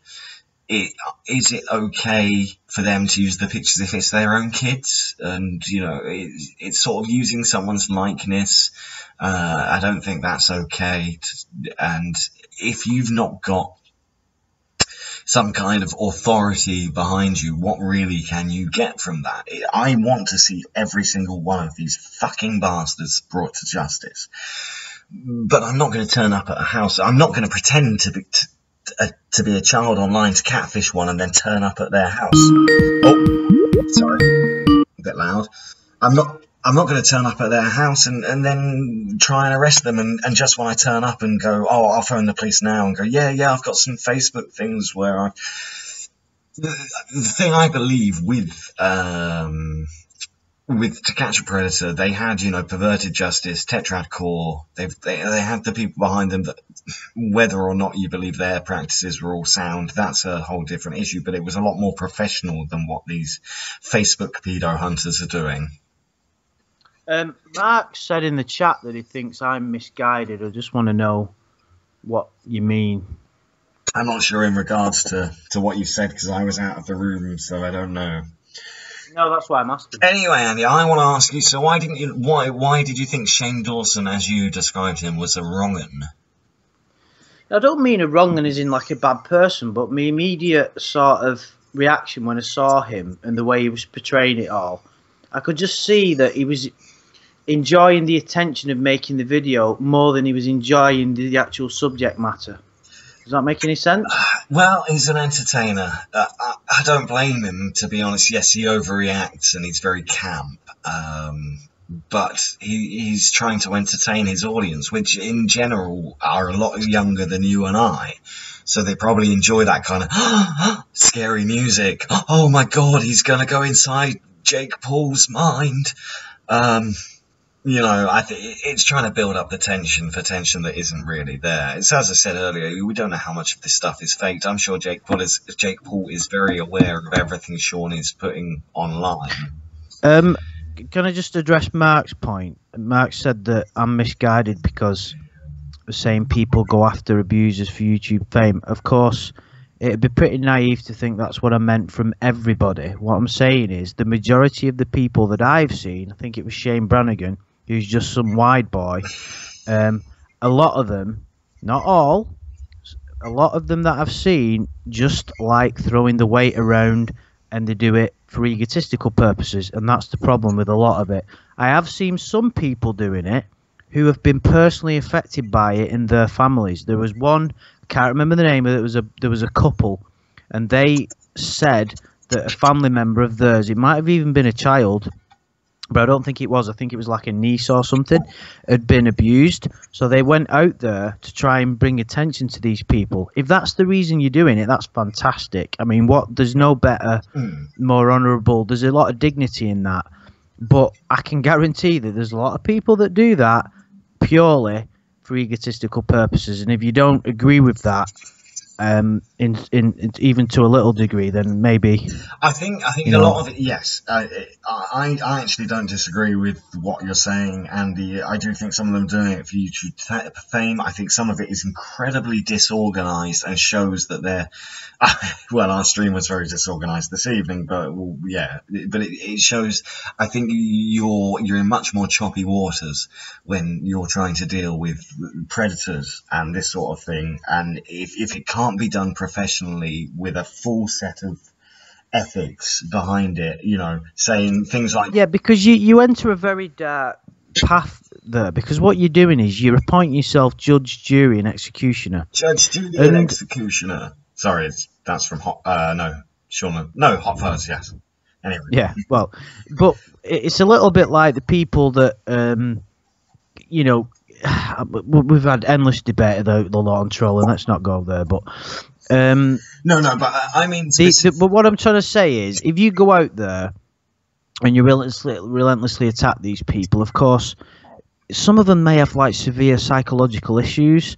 Some of them, do you get what I'm saying? It's not always black and white. They're putting everyone involved in danger to an extent, unless it's done. There needs to be, because I think, like Perverted Justice did, where, they would have a profile, but they're only going to reply if people respond to them. And these kind of guidelines and rules need to be set down. And I also think if these people are going to put these videos on YouTube, they should also put the link to the chat log so that we can see and we can make our own decision whether or not these things have been handled in a correct way. But yeah, anyway. But we've done videos on that in the past, haven't we? Yeah, we've done a lot on that. But, yeah, I thought, to come back to talking about Shane, probably last we'll say them, and then we can talk more about your favourite pedos. But I think the episode with the therapist that you haven't seen, it was very ironic, and PewDiePie pointed out in his video that he says, I was going to say a pathologist. That's not what I mean. That's some kind of doctor, isn't it? A psychopath, no. A sociopath, that's the one. A sociopath would be the kind of person that wouldn't feel emotions, so they would find emotional music. They would type sad in and put an emotional piece of music over the video. And he plays a clip of Jake Paul doing like an apology video or whatever with sad music playing. And then it cuts back to him talking to the psychologist with this sad music or horror music playing. He's doing the exact same thing that they are saying that makes you a sociopath, which I found quite ironic. But, yeah. And they that said to me that was a perfect example of trying to fit somebody into a category and failing to do so because they play music over. Yeah. So that means it's like they even took the piss out of it in the video. It just got a bit silly, didn't it? You know what I mean? Yeah. No, I can tell you're a therapist. We're gonna have to go back to TCAT. You remember that where Chris Hansen goes, "What, you think a therapist just came in and magically sat you down and started discussing your problems?" Yeah. But yeah, I hope that therapist doesn't appear in the documentary anymore. I don't want, because the finale is an interview with him and Jake Paul, and he was talking about bringing her in so that she could analyze his body language and stuff. And I'm sorry, there is a brilliant body language expert on YouTube. He should get her involved, but I can't remember her name. But if you guys come across a body language expert, there's someone very interesting that I was watching the other day. But yeah, I think, but it's great. It's been a great series, very intriguing, very interesting so far. But there's a lot more. I mean, have you ever seen an episode of Content Cop, Andy? Sorry? Have you ever seen Content Cop? Content Cop? Yeah. iDubbbz TV. It is brilliant, but it is exactly, it's I suppose you could draw a parallel. I mean, the Shane thing is kind of trying to take this psychological route, but Content Cop, he just rips out these massive YouTubers. He never goes in on anyone small. He goes in for huge YouTubers, and he's destroyed people's career, but it is so well made.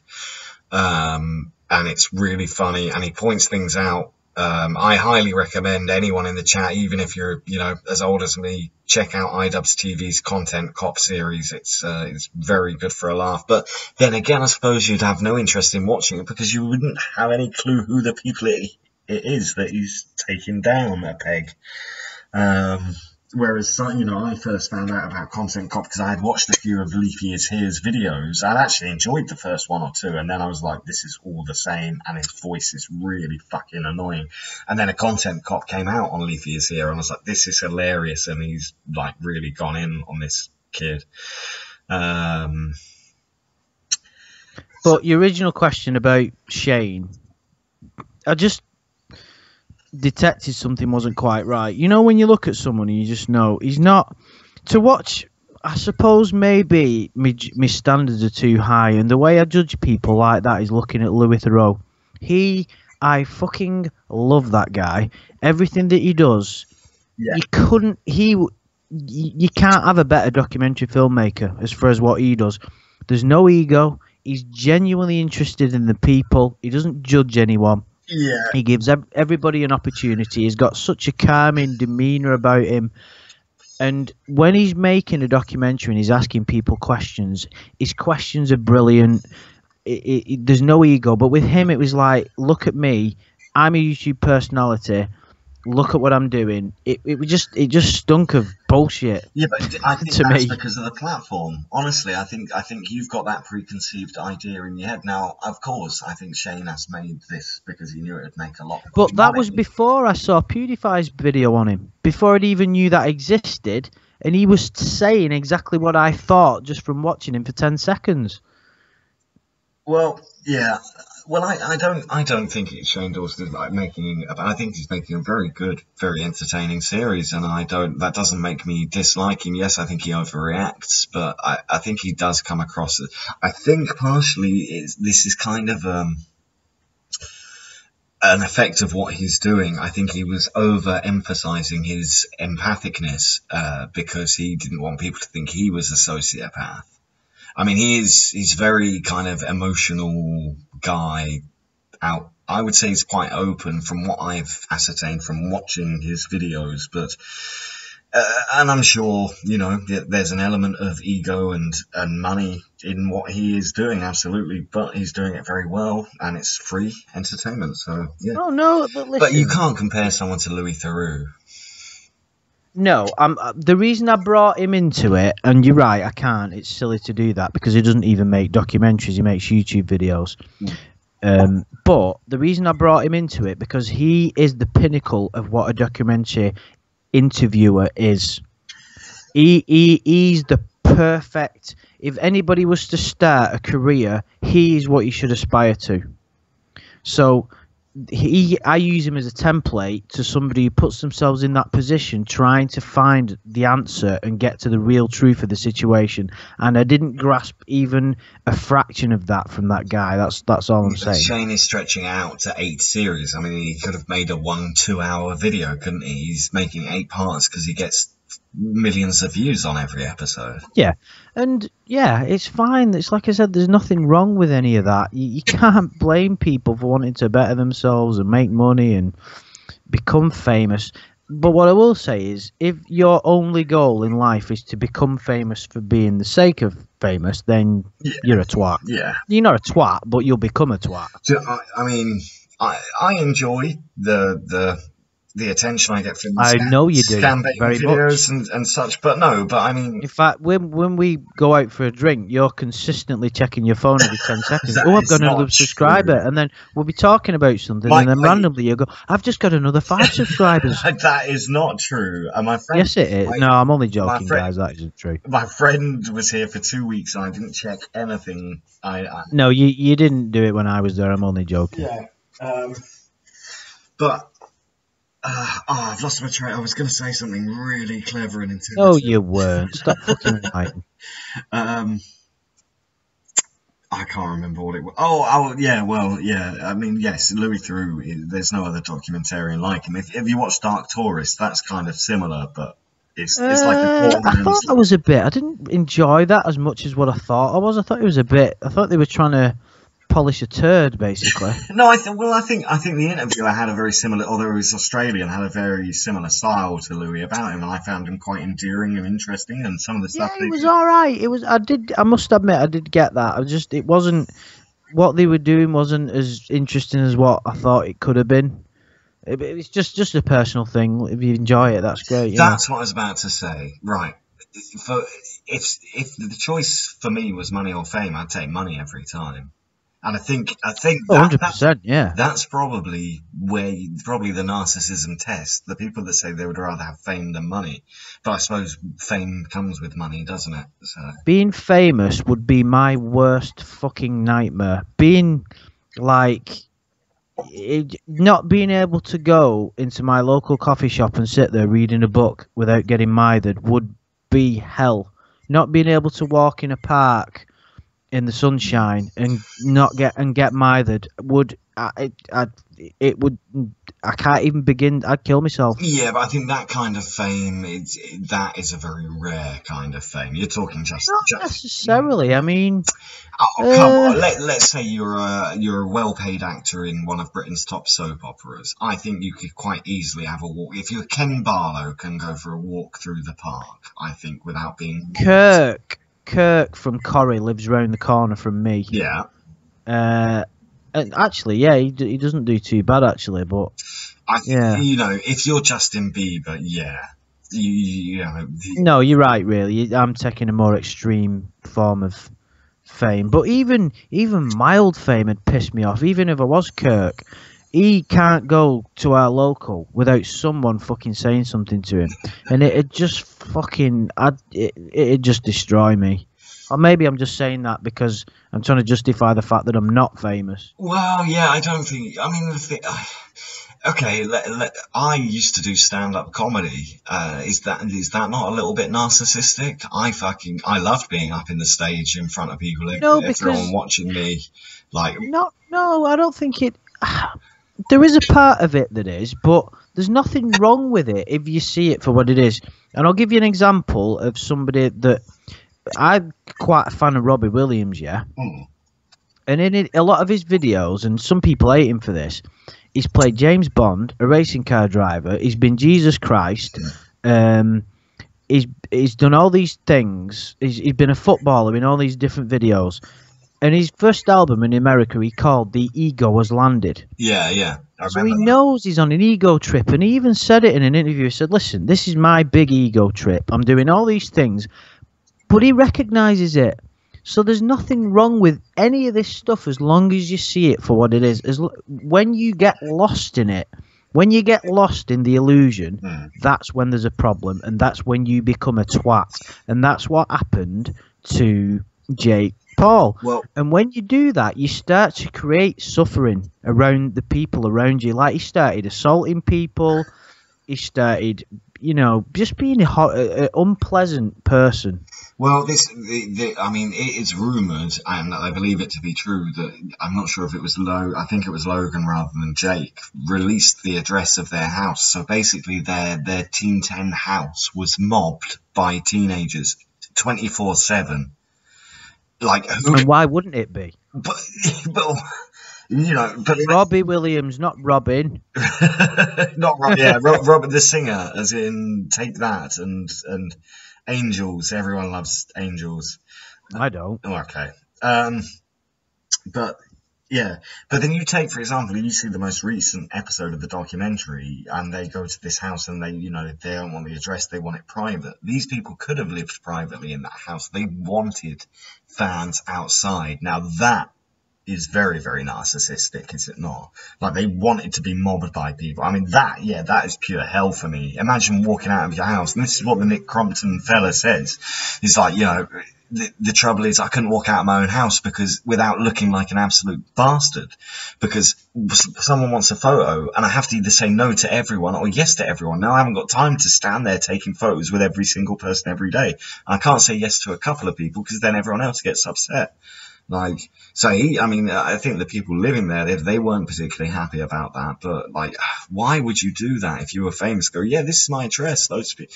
I mean, I remember once I used to know where JK from Jamiroquai, he lived 2 miles down the road from me, and one day I went and wandered around the grounds of his house. Well, not in, like, because it was in a countryside area, and I was like, oh, I wonder if I'll see JK, or even better, Denise Van Outen. And I never did, but yeah, there was no one else there. But the fame thing's it's interesting because you see somebody famous and it's almost like they live in a different universe, isn't it? It's like even when we were going walking in the city in Barcelona, people live in they tend to live in a different world, but in the same world. The money, when we walk past them houses that are just like these mansions. Yeah. And it was just like, another universe within our own, and it really sort of, I don't know, it just made me think there's so many different sides to the world that we live in, but we all play different parts, and how different somebody else's world must be to be famous, and I just can't even begin to. It's no wonder some of them go crazy, and okay. What about this scenario though? Okay, you're not famous, but you've got, let's say your YouTube channel's got quite a few thousand more subscribers. You go out one day and someone goes, I've seen your videos.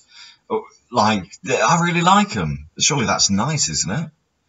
Well, yeah, I mean, I get that now on a social media type thing. I have people like adding me on Facebook. Oh, you do these amazing videos, this, that, and the other. You're really great. I don't think it's the same as what I'm saying, though, because, I mean, you get, especially... No, I was just trying to say I see it on a much smaller level in that I get compliments. Nice comments all the time. Yeah, of course, I'm never going to walk the streets, but is your question... Like, if that would happen. I think that would be a cool thing. I think that would be amazing. The first time you ever got recognised in public. But like, do you listen to Joe Rogan? Yeah. Oh dear. Sometimes, yeah. I've listened to some of his stuff because he talked about Elsagate and he talked about a few things I was interested in. All right, he's really good, isn't he? Yeah, he's pretty good, yeah. And he was talking about, like, there was one of his, I can't remember the exact podcast, but he was talking about fame and how it pisses him off because when people, he doesn't mind dealing, you can tell he's a genuine down-to-earth guy. And what pisses him off is when people see him, everybody wants something from him. So it's nobody going up to him. Like, if I were to meet Noel Gallagher tomorrow, who's my fucking hero in the world, I just love that guy so much. I just want to fucking ask him about his last album and just tell him how much his music means to me. And I just say, man, I wish you could understand how much your music means to me. And that's all I'd be interested in. But what Joe Rogan says is, when most people go up to him, they want something. So they want a photo to put on their social media, or they want a signed mug that they can sell on eBay. And he says that's the most difficult thing to handle because they want something from you. And that's your ego. You see somebody else and you think they can benefit me. Well, isn't that... You get what I mean? Well, to an extent, I'm sure some people see it like that. You know, we live in a world of Instagram models and Snapchat sluts. You horrible bastard. I don't know. I was just making it up. These are just... but you're right. There are there's lots of... I mean, look at some of them girls that were in that documentary, that Jake...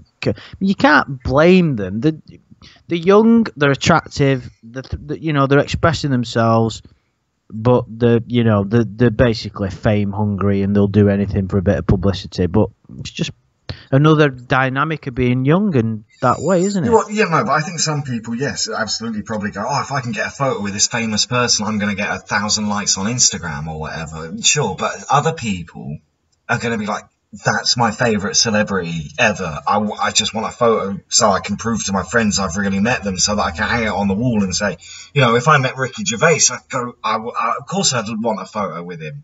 Well, I go, look. No, but that's not the reason that what he's saying is that people, if you... I'd want a photo from my own memory to go, look, I met my but that's hero. for your reason. Most people do it to look cool on Instagram. Because people live... Some people's entire sense of self is through social media. So, how do I appear on social media? How do other people view me? They have the Facebook world, and the real world's very closely entwined with that. So it gets to the point where their own life isn't real.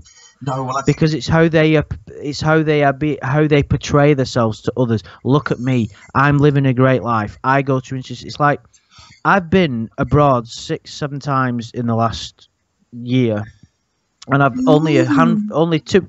No, but the point is, what I'm trying to say is, I could have put pictures on Facebook every 5 minutes and said, "Look at me, look what I'm doing, look where I'm going." I only did it 2 or 3 times just to. Well, I don't even know. Even that was egotistical. But there's people that go away that fucking hammer you with their fucking holiday photos any chance they get, just to say, look at me, look how great my life is, I'm better than you. And there's no other reason to do it. Well, yeah, but perhaps that's not more of a reflection. No, it's not always the case, don't get me wrong. But you've got to agree that in a lot of cases on Facebook and social media, when people do that, it's because they want other people to think that they've got a better life and that I'm great. I think in a lot of these instances, we're not talking malice. Most people who aren't sociopaths or psychopaths, most people though are inherently insecure. So when a time in their life goes well, like going on holiday or meeting a new girlfriend, they want to post those pictures on Facebook to go, oh, look, things are going good for me. And yeah, it might feel to other people like it's rubbing it in their face, like, oh, I've not had a girlfriend for 5 years and now he's plastering these photos all over Facebook. I don't use Facebook anymore because it's just boring, because it is just people's photos of their lives that are not as exciting as mine. And sorry, that was meant to be a joke on narcissism. No, you're right. There will be. For instance, there was one, a friend, one of my best mates, his brother-in-law. I remember a photo he put on there of him throwing his daughter up in the air with this huge beaming smile on his face, and every photo that they displayed just seemed to be the perfect, that they were living the perfect idealistic lifestyle. He's got money, got this new daughter, and I've been in the family situation and it all went terribly wrong and it still left a scar. So there was part of me that was resentful, so I unfollowed him off Facebook. But I spoke to my mate last week and he was slagging this guy off, and it's his brother-in-law, and he was saying they don't live that lifestyle, it's how they want to be portrayed. And everybody has their own cross to bear in life. Everybody has strife and difficulties. Otherwise, there'd be no point. A photo can tell 1,000 words or 1,000 lies. Yeah. Oh, great way of putting it. Yeah, it's a great way. That's not you. You said that because that's not one of yours. It actually is. But no, it isn't. Well, a photo can tell 1,000 words isn't mine. I just added the 1,000 lies bit. Who said it? Tell me now. No one else said it. Fucking hell, give me some credit. I'm not giving you any credit because it's always somebody else's joke. No, I'm only joking. That is quite a good way of putting it, that, mate. Actually, I'm very impressed with that, Adam. You've almost got a poetic element to you there. Yeah. Took me 15 minutes to write that one. Doesn't normally take that long. Can I just address John Bunky Jones's Star Wars questions? Oh, for fuck's sake. You're a miserable bastard, Bring you. a book with me. Yeah, well, why don't you? You mean bring a book with you? You're at fucking home. Oh, yeah. I forgot. Go and knock on next door and ask for a book. Excuse me. Hang on. Although the more lightsaber bottom out my second favourite after Anakin, I hated the new one. Andy, we've been through the mumbling. No more mumbling. You can address the comment, but you don't read it under your breath during the stream. Okay. Yeah. Well, John, I love the lightsaber duel in episode 1. Episode 2 and 3, I just don't understand why people hate them so much. I'll never be able to get my head around it. It's fucking Star Wars. It's not Shakespeare. You're not gonna win an Oscar for fucking script writing. It is what it is. But I hate The Last Jedi with every fibre of my being. That's as much as I can say. Only because you love the other films so much. I don't want to talk. Let's not get into Star Wars anyway. Andy sounds a little sick. Does he have... What's that say? Ligma. What's that? I'm not sure. I'm going to Google it. What's Ligma, Heisenberg? I don't really know. Ligma, I can read. Ligma, I just don't know what it is. Dogma. Well, what's Ligma? Ligma. I don't know what it means, though. Is the part of the Bofa spectrum of conditions. Loose internal gene meansintits? Piss off, Dan. I don't know what you're babbling on about, man. Lig my balls. Oh, man, sounds good. That's as sophisticated as it gets. I walked out thinking this is taking the piss. I'm reading this off Urban Dictionary. It literally says ligma balls further down. Oh, right, ligma. I didn't even when I read his second message, I still didn't get it. Fucking hell! I've only had like half a glass of wine. Even if I wasn't a Star Wars fan, I'd hate 8 as a horribly made fan film. And thank you. You agree. It's an insult to fucking just the human race, that movie. Right. Sorry. Yeah, no more Star Wars. I don't have time for this geek stuff. I've got a real life to live. I've got pedos to catch. No, you don't. And I've got criminals to confront.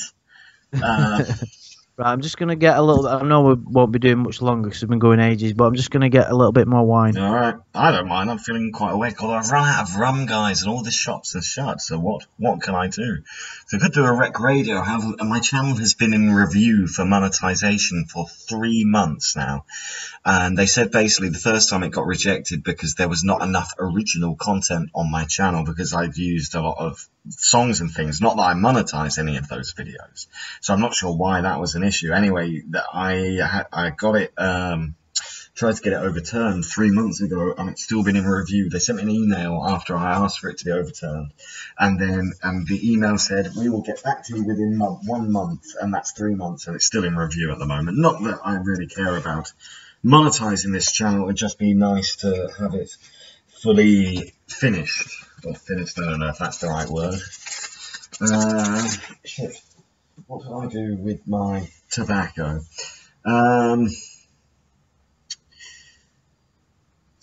But yeah, I'm not a Star Wars fan, as you guys probably.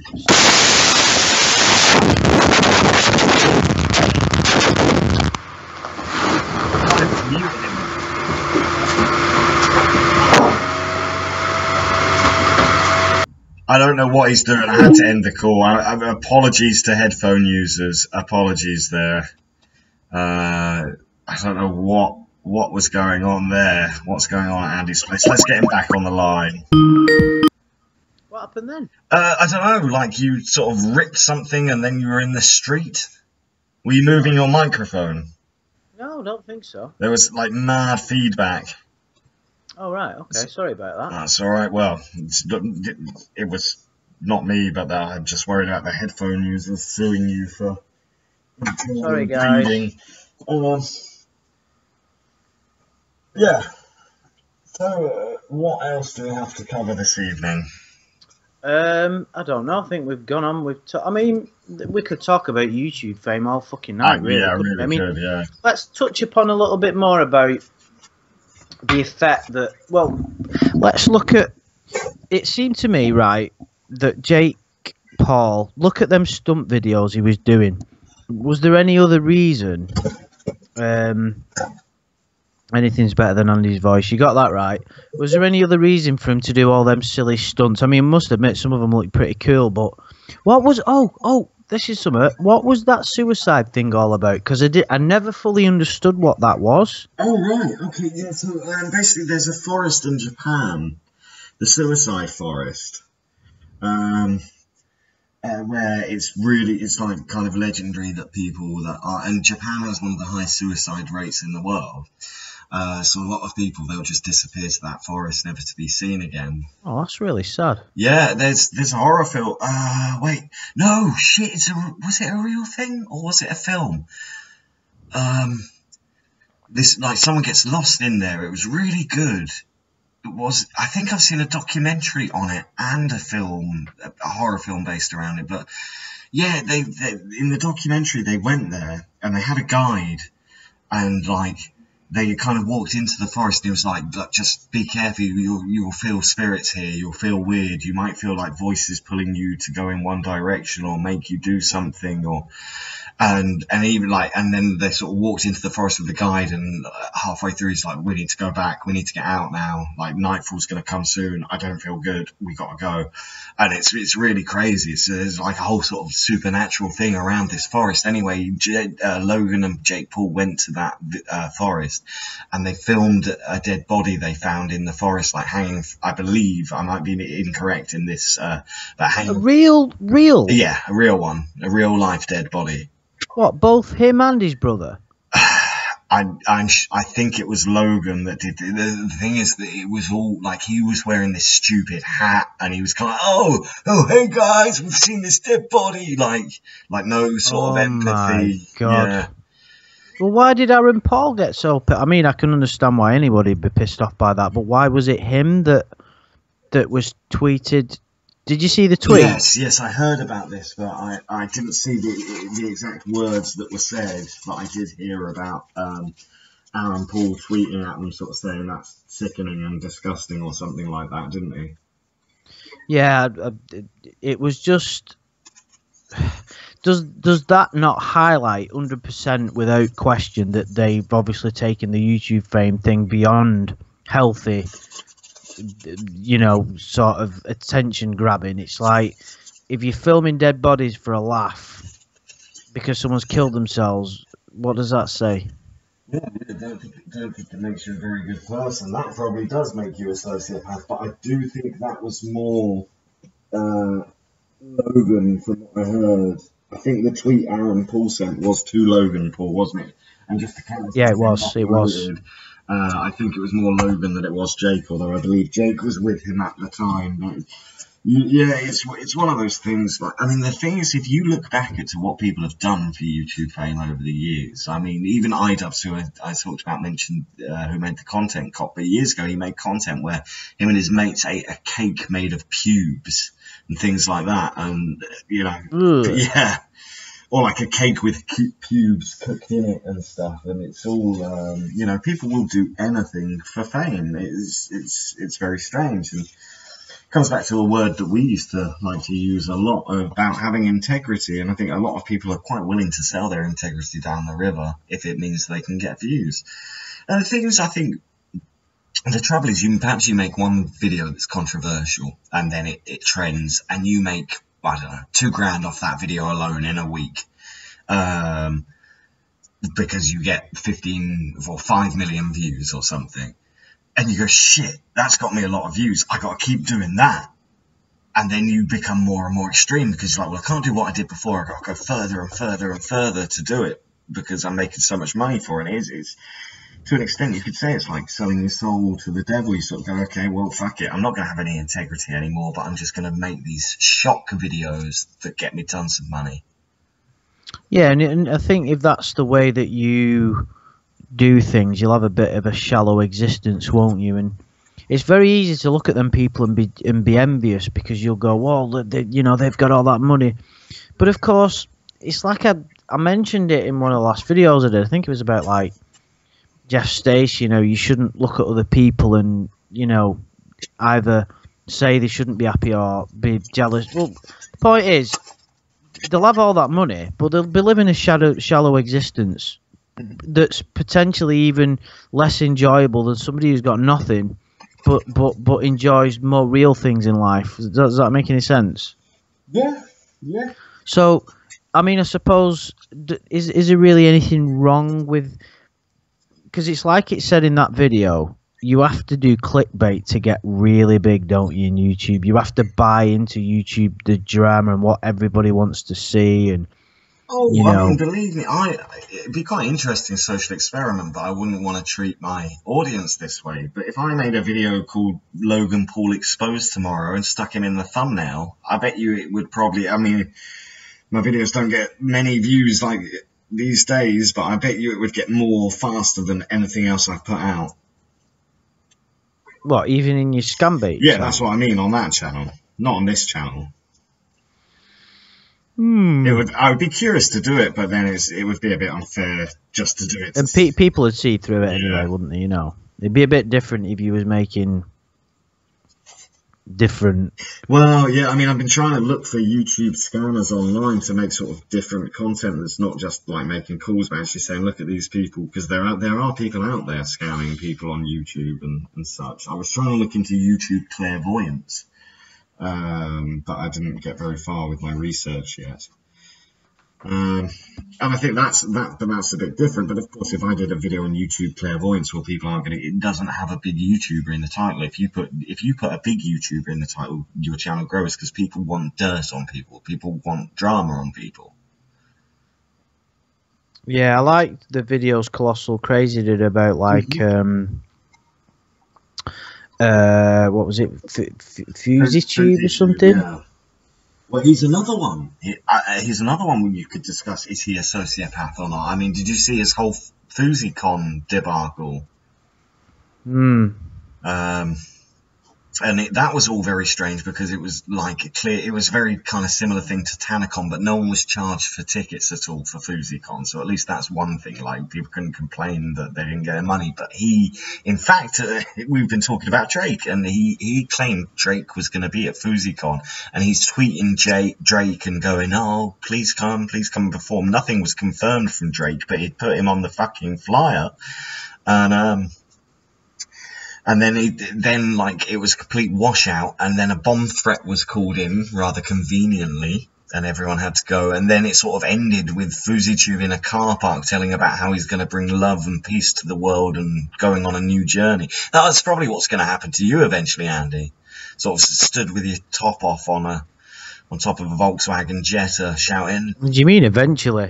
Yeah, shouting, everyone's going to go spiritual. Now where's a trap? What about that when we went past that church and you, or whatever it was, you went, oh look, some of your mates are in there. I'm like, that's your lot in there. Yeah, that was it. Fuck. He wasn't even. What was it now? Was it some kind of like Methodist church or something? Yeah, it was just. Some of your mates are in there. It's like, oh yeah, they're my mates. Yeah. Nobody else is. Go and see your lot in the church. Yeah, well, because you're into all that stuff, like believing. Which I'm not. I'm not religious at all, as it happens. You believe in God. That's enough. Well, let's not get into that. No, that could go on forever. Yeah, that'd be an interesting stream. The God debate. Yeah. Not going to happen though. No, it's too deep for our liking. Talking about YouTubers is interesting, but yeah, Colossus Crazy's videos, which were exposed videos, were so very well made.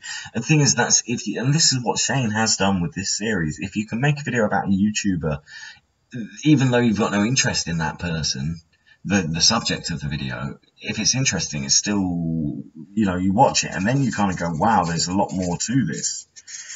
The COD debate. Well, does COD exist? He certainly fucking does. Yeah. But to overall, in regards to the Shane Dawson documentary, let's say I kind of feel it. How about the lawn versus Jesus debate? Well, it's fucking lawn for me every time. Yeah, well, you and Lorne could go to church together. He believes in God, doesn't he?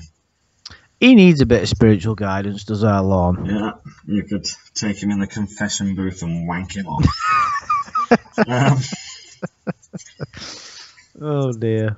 Yeah, the Cray brothers. I mean, I don't understand the context of your comment, James.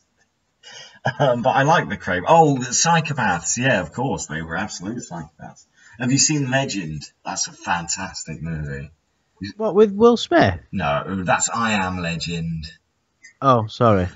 Legend. Sorry. With Tom Hardy playing both the Cray brothers, Cray twins. Yeah. Yes, I really like the way he plays. Is it Ronnie? Is the bigger one? Can I just ask people in the chat on a completely unrelated matter? Well, I suppose it is completely unrelated. Has anybody seen that Netflix limited series, whatever that fucking means? Maniac with is it Emma Stone? I don't know. I've not seen it. Anyway, I'm just wondering if anybody's seen the full series, because I watched the first episode and it was pretty good. So I'm just wondering, but there you go. Yeah, have you seen any good new series are out, Adam, lately? So, what's in the news today? Well, no, the only thing I'm watching at the moment is Better Call Saul. Oh shit, I've not watched this week's yet. I was a bit disappointed with last week's though. Not Tuesday just gone, but the one before. It was a bit boring. I think some of them are slow, but no, I fucking love every episode. That is just brilliant. Don't go that far. No, I think for me, I actually like it more than Breaking Bad now. It's different. Fuck off. No, you are talking shit. Listen, I'm all for opinions, but you're talking shit. I think the cast is perfect. I think Bob Odenkirk is fantastic. What do you mean the cast is perfect? He's fucking the same cast as Breaking Bad, man. Kim wasn't in Breaking Bad. Yeah, no, but the point is the only good characters in it are the ones who are in fucking well, not the only good characters, but, like you said, Saul, who's the main character. You've got fucking... Everybody loves the presence of fucking Gus. Yeah. And when TV needed more Gus. What's she called? Lydia shows up, and you've got Mike.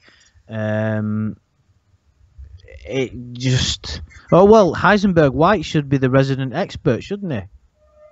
Yeah, well, he should be. He should be the resident expert on both Breaking Bad and Better Call Saul. But no, I think Kim is a great character, and I think the relationship with her and Jimmy is really nice. And it just something awful is going to happen in that series soon, and it's going to be I think Kim's going to die. She's got to do, hasn't she? Maybe, or I don't know. I don't think it's going to be as simple as her just leaving Jimmy. I mean, if you haven't seen this week's episode, I don't want to spoil it for anyone, but their relationship is going through a testing time at the moment. But she's a very cool person, Kim. And of course, I can't believe you fucking said it's Brett. It's different. It's different. You can't. What? It's just ridiculous to say that it's better. But Breaking Bad is on a different level. The tension you felt from beginning to end, especially the last few series of Breaking Bad, where every episode was like, fuck, it's got to be game over now, was insane. There had never been television like that before. It was groundbreaking, in my opinion. But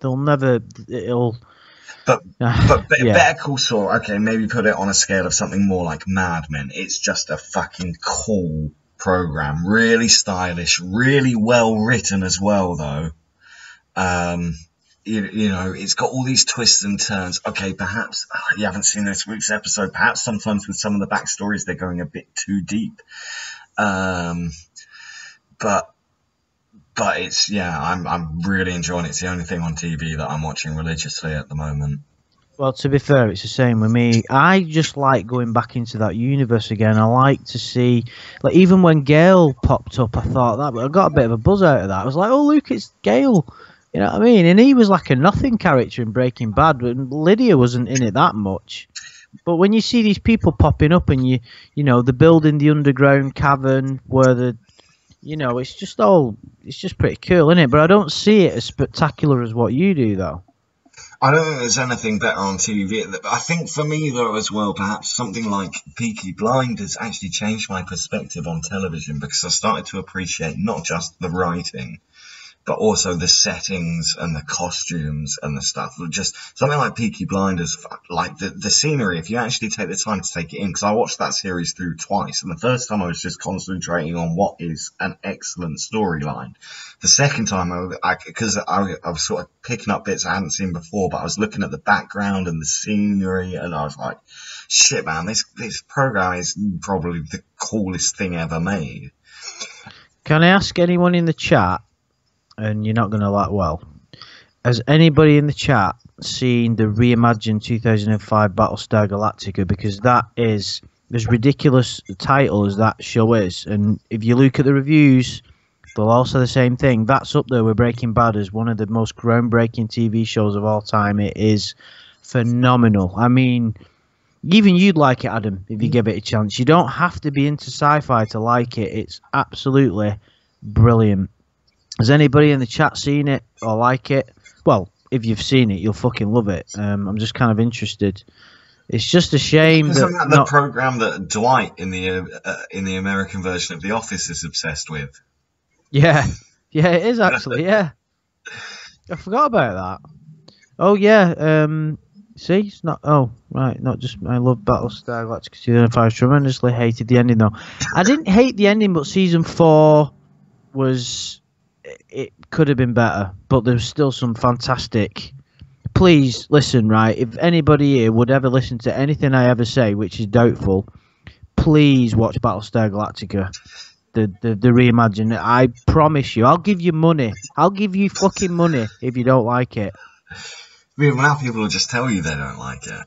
I know, but I'll know if they're lying or not, and I know that they won't be. Okay. Shut up. Shut up. Classic series, because I don't know if you ever watched it before. They're talking about rebooting Buffy, and I used to fucking love Buffy because it was just because you masturbated over it. Well, no, the thing, in fact, you still do, as far as I understand it. Even when people are watching. In fact, I walked into your living room with your trolleys down. Luckily, I managed to look away in time. Stop lying. Right. I'm not lying. No, anyway, I used to love Buffy because, but in fact, I didn't get into it when it was first on, because it used to be on BBC Two at like 6 p.m, and I'd be like, oh, it's a kids' show. It's got vampires in it, but it's a kids' show, I've got no interest. Channel 4 started showing Angel at 11 p.m. at night, and at the time I was dating a girl that went to a dance boarding school in Watford. So I used to have to drive her back to Watford on a Sunday night so that she could be in the school for Monday morning. And, college thing, not children's school.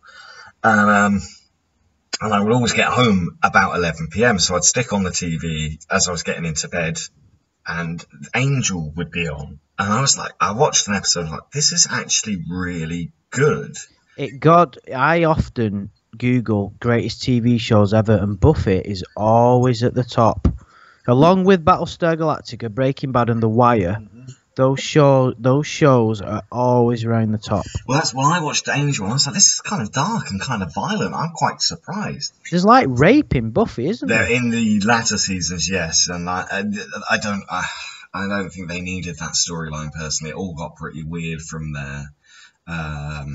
I don't know, because it was maybe not a show. It was a show aimed at sort of angsty teenagers. I was an angsty teenager when I found it, and that's why I loved it. I was forming myself as a person between the ages of sort of 18 and 22. Used to on payday, I used to drive to the local Blockbuster, which was like 12 miles away, and buy a Buffy box set, because when I got into it, it had all been released already. So once a month I'd buy a new VHS box set of Buffy, and until eventually I had all of them. But the show, I mean, the thing is, yes, it was sort of done up in the way that it was like, oh, these people are fighting vampires, but at the same time it was all metaphorical about being a teenager, growing up, fighting your demons, understanding who you are, and it was really well done. Interesting. And some of the episodes were insanely good. There's Bunky, who's Lorne's arch nemesis, has just said that he believes Narcos, sorry, is better than Better Call Saul. And I've heard a lot of people say that that's very good. It's very good. Yeah, I still haven't seen the whole of the second series yet. I did enjoy it a lot, though. They're making a third series, but it's not going to be about Escobar anymore, though, is it? So, yeah, I enjoyed Narcos. It was kind of nice for me as well because it helped with my Spanish a bit, but I still think Better Call Saul is better. Again, Narcos and Better Call Saul, I don't think I could categorize the same I can't with Better Call Saul and Breaking Bad. But yeah, Narcos. That Ozark's good, but I wouldn't. It's not up there with Narcos. Oh, fucking hell! I forgot to tell you. Do you know what is coming on Netflix on the 19th of October? I don't know. Big Man in Little China. We'll talk about that in another stream because someone might be listening. Fucking brilliant. Season 2 of something that we started doing videos about and then fucking quit like we always do. Making a Murderer. Yeah. Yeah. I heard that. Why are you not more enthusiastic? Because I heard it was coming out ages ago, and I keep hearing rumours about it. I'll be enthusiastic when it's released. Kind of the trouble is, we know what happens. He hasn't been released from jail, has he? So I know what you mean, but I'm still ridiculously intrigued. It's like it's just. I mean that I've never ever watched a TV show. It's more that was better than any TV I've ever seen in my entire life. Probably better, more entertaining than watching Star Wars because it was real, and I didn't know what was going to happen, and it was just unbelievable. That we're going to start. I don't want to go into it too much, but the fact that they got away with what they did was just fucking remarkable, as far as I'm concerned. The Manitowoc County Police. Yeah, fucking Sergeant Colborne and all them, and for them to do what they did and for him to get stitched up second time, to sort of realise that we live in a world where that can happen, and crazy, to be so glued to the TV and it was a TV experience like nothing I've ever seen. I devoured that series. Like I watched it all through. I had to fucking go at you. I had to fucking literally threaten you to make you watch that. Yeah, but once I did watch it, I watched it vigorously.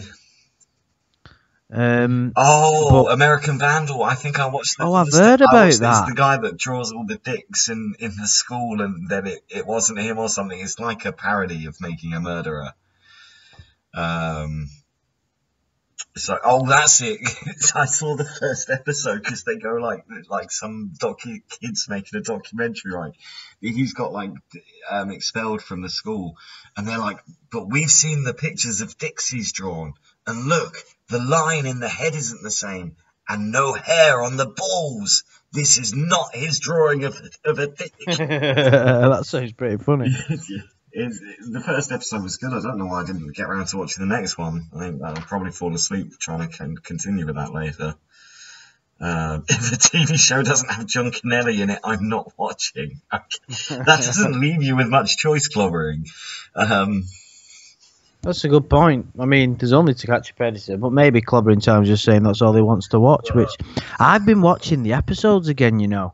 Just like, you know, like when do you ever like have to watch something when you're eating meals and stuff? Yes, but you know, I can't eat a meal without TV on, and every time I'm eating a meal in the last week, I've got to put To Catch a Predator on. I'm the same. I think that is kind of like, because it's like, well, it makes you feel like you're not eating alone or something, or it's just like. Well, yeah, I never really thought of it like that.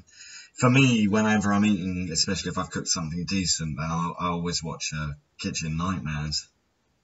You cook something different. Decent. Eat decent. You don't fucking eat anything other than ready meals. Not ready meals. Fucking package. Fucking. What is it you eat? I don't know. Oh, takeaways. That's it. Takeaways, kebabs. Yeah, no, I do cook sometimes. I like to sit down with a nice. I make all sorts of things. Spaghetti bolognese. Clobbering Time reckons John Kennelly was in Breaking Bad of one of Gus's henchmen. Amazing. Adam looks like John Kennelly because he always walks around without his fucking shoes tied. Because my shoelaces undone, I look like John Kennelly. It's like, tie your fucking laces, man. They're loose. I've got big feet. They're trying to burst out. I don't. Yeah, tie your laces. So you mean that John Kennelly and I have got untied laces in common? You don't mean I look like John Kennelly?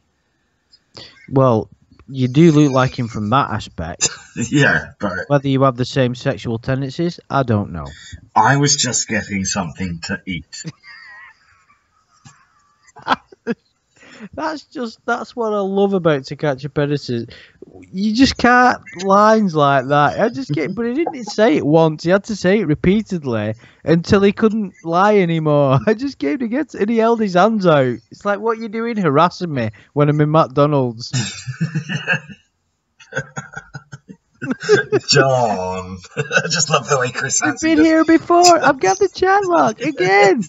He's just so disappointed in him. He's like, John. You call yourself Shane this time. Shane Brannigan. Oh, brilliant. It's like, I don't know, sir. I want a chicken out, sir. Anyway, I don't want to get into John Kennelly's weirdness and nudity. I forgot he was naked. Yeah. John, yesterday you walked into a house naked. But he was so weird about it, wasn't he? Because like no one could make out what he was doing. He went and sat in the chair and then kind of looked down at his penis, and like you couldn't tell if he was touching it or just. Yeah, because he wasn't. He didn't seem to be like having a wank because you didn't see his arms moving, did you? It's like, what was he actually doing? Meditating or something, like getting himself in the zone. It was very strange, wasn't it? Yeah. What about the guy with a cat? Oh, what was that? Crazy Trini, wasn't it? Oh, it's like, what? I read his chat log, you know. I wouldn't do a video about it because it's a bit too freaky, but that's fucking weird, you know. Yeah. He said it even when he was coming to, he like walked in the house, didn't he? And said, like, I've got whipped cream. Where's your cat? Yeah. And do you remember Joe Wonderler, the guy that like wanted to fuck me? You want to read that chat log? That's just fucking... I didn't know shit like that existed. Yeah, I don't think I do want to read those chat logs anymore. I think, like, someone commented actually just a few days ago saying, I'm really upset you never finished the Sir Edward reading the Lorne's chat log. And I was like, honestly, it just got too stomach turning. I just couldn't. Too stomach turning? Yeah. You fucking Lorne's chat log is nothing compared to some of the others that are then I don't want to read them. Then I don't want to read them. No, you don't. Like that, like, I think it's Fleet Captain that's on the Perverted Justice website, which is at #1, and man, that's fucking... It just... Anyway, never mind. Let's not talk about that. Yeah. I've never even heard of Fleet Captain. No, he's not. Oh, sorry, he's not someone who was on the show. Perverted Justice didn't just catch people that were on To Catch a Predator. They also managed to get people done who weren't on To Catch a Predator. Do you get what I mean? Right. Yeah. So he was one that wasn't on it, but he's got voted like the worst chat log, and you can still find it, but it's not. I don't. No, I I wouldn't. think I'll I still wouldn't stand even. for I wouldn't that. even go on there just for fucking. Chicago's own were very proud. Yeah, that's certainly something to be proud of. Yeah, you don't. It's not even worth looking at morbid curiosity. It's just nah. Nah, yeah. Nah. Thing is with Lawns, there's so much humor in there. That's why it's so good, because whenever you get freaked out, you only have to go 2 more lines and you can laugh your fucking head off.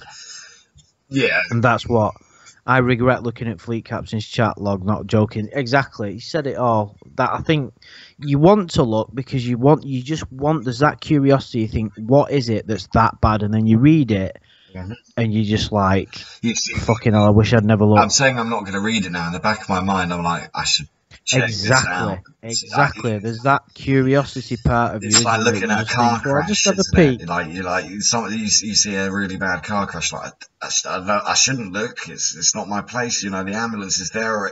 I've got to look. Why am I looking? It's a bit like the ongoing trolling of Law, and I don't particularly like. I think he should be left alone, but yeah, I can't help but see what's going on. It's the car crash.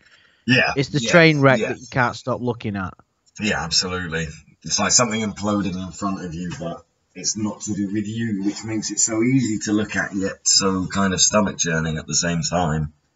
Okay, Ignatz, I'm going to try and take your advice for tonight, at least anyway. I'm getting a little bit sleepy now, so I probably will not be reading it tonight, that's for sure. Yeah, don't do it, Adam. Honestly, mate. No. If you can resist the temptation, please do. No, I'm gonna probably check out American Vandal, especially as the second series has just come out. So something a bit more fun to watch this evening. Oh, I recommend this evening. It's fucking 2 in the morning. This morning. Well, no, I like to stick something on while I fall asleep, as long as I turn off autoplay.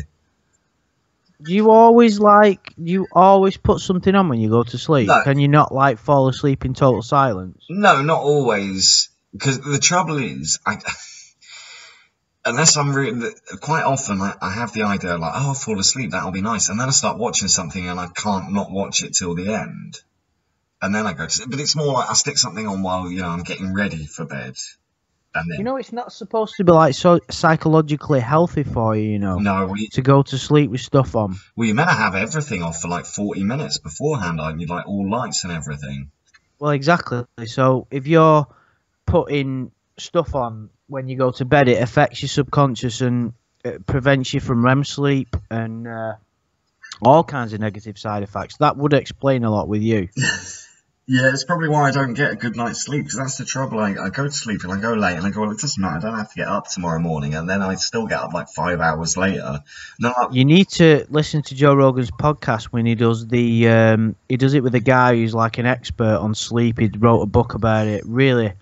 And basically, if you don't get 7 hours sleep a night, the chances of you getting also, I don't want to be like fucking depressing, but it's true. The risk of you getting Alzheimer's when you're older is like fucking increased by like fucking 300% or something. It's like really dangerous. Really dangerous to not get at least 7 hours a night, and you can never repair from it. But part of my issue is, right, okay, because you've seen my room and it's got like the balcony off it. Have I? But I don't like to miss out on the daylight now either. If I close the balcony door, it's pitch black. So I either have the choice of allowing the light in, and that kind of tends to have a habit of waking me up, or having pitch black. Now, if I sleep in pitch darkness, I'll sleep for 12 fucking hours. Well, they also say that oversleeping is as dangerous as undersleeping. Well, there you go. So you can't fucking win. No. Although alarm clocks would seem to be a very good solution to that problem. What, so you're saying close the... Close it, pitch black, and put a fucking alarm clock on. Yeah, maybe. Ooh. Right, what, so it's 3 AM now, so 11 PM tomorrow, I'll set my alarm. 11 a.m., not p.m. Well, yeah. James suggests that I sleep buck naked. Actually, the temperature is dropping here. I'm wearing a hoodie this evening for the first time. I was going to say this year, but the first time since the summer. That's no good. No, it's not that cold. I mean, it's mild, but once night falls, the temperature tends to drop quite heavily. In fact, I must remember to close my door before I sleep, or I will wake up freezing again this morning. I remember when I visited earlier in the year and it was fucking snowing. I couldn't believe it, man. Well, do you remember that? Yeah. Well, that was back in like January, February. There was only a few snowflakes, though. It was like one morning where it was like fully covered. No, it wasn't. Well, not fully covered. Well, yeah, it was like a blanket of snow. It didn't last long, but yeah. But I suppose everywhere, well, not everywhere gets cold. In fact, people, that's the first time in something like 14 years since it snowed in Catalonia. Fucking unbelievable. And it had to be the time when I went.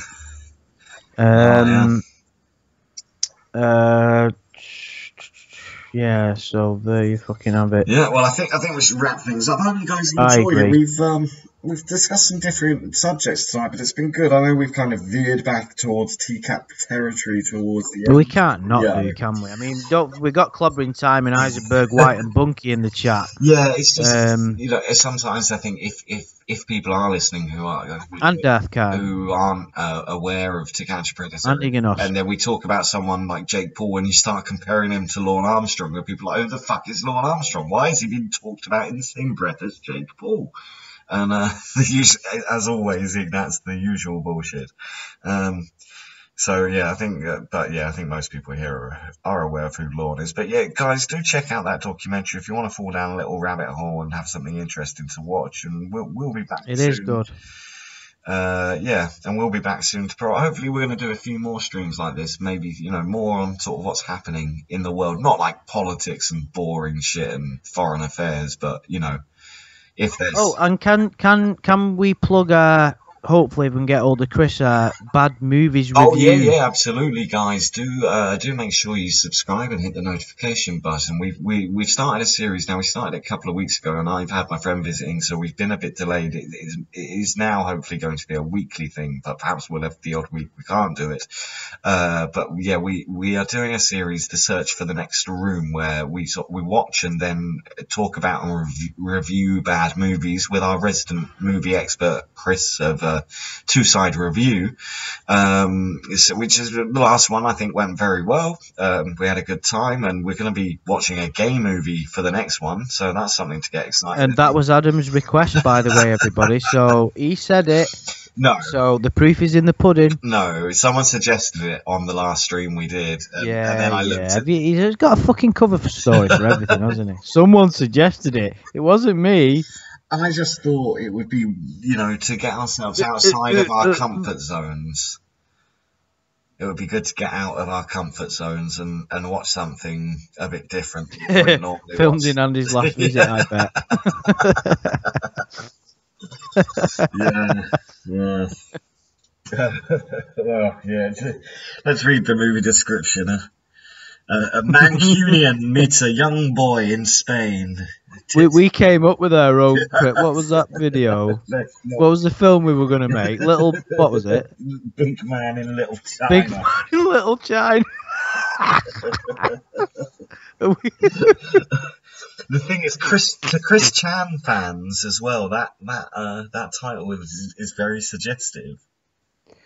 Big Man in Little China, but Little China was going to be the name of a little boy. Big Man in Little China. And it was going to be a boy with his name spelled Chyna.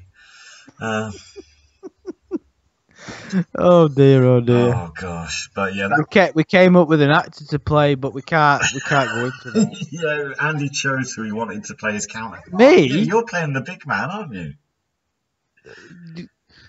I didn't know that was the agreement. You said you want to make this. No, I said it was going to be the director, producer, and writer, not fucking star in it. I thought you said you were going full room on this one.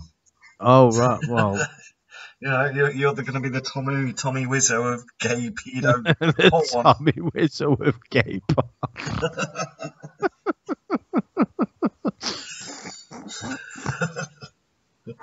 So, how's your sex life? Wouldn't you like to know? Oh, jeez. Right, anyway, on that note, on gay porn, let's close it down there. Yes, thanks for joining us, everyone. Thanks for joining me, Andy.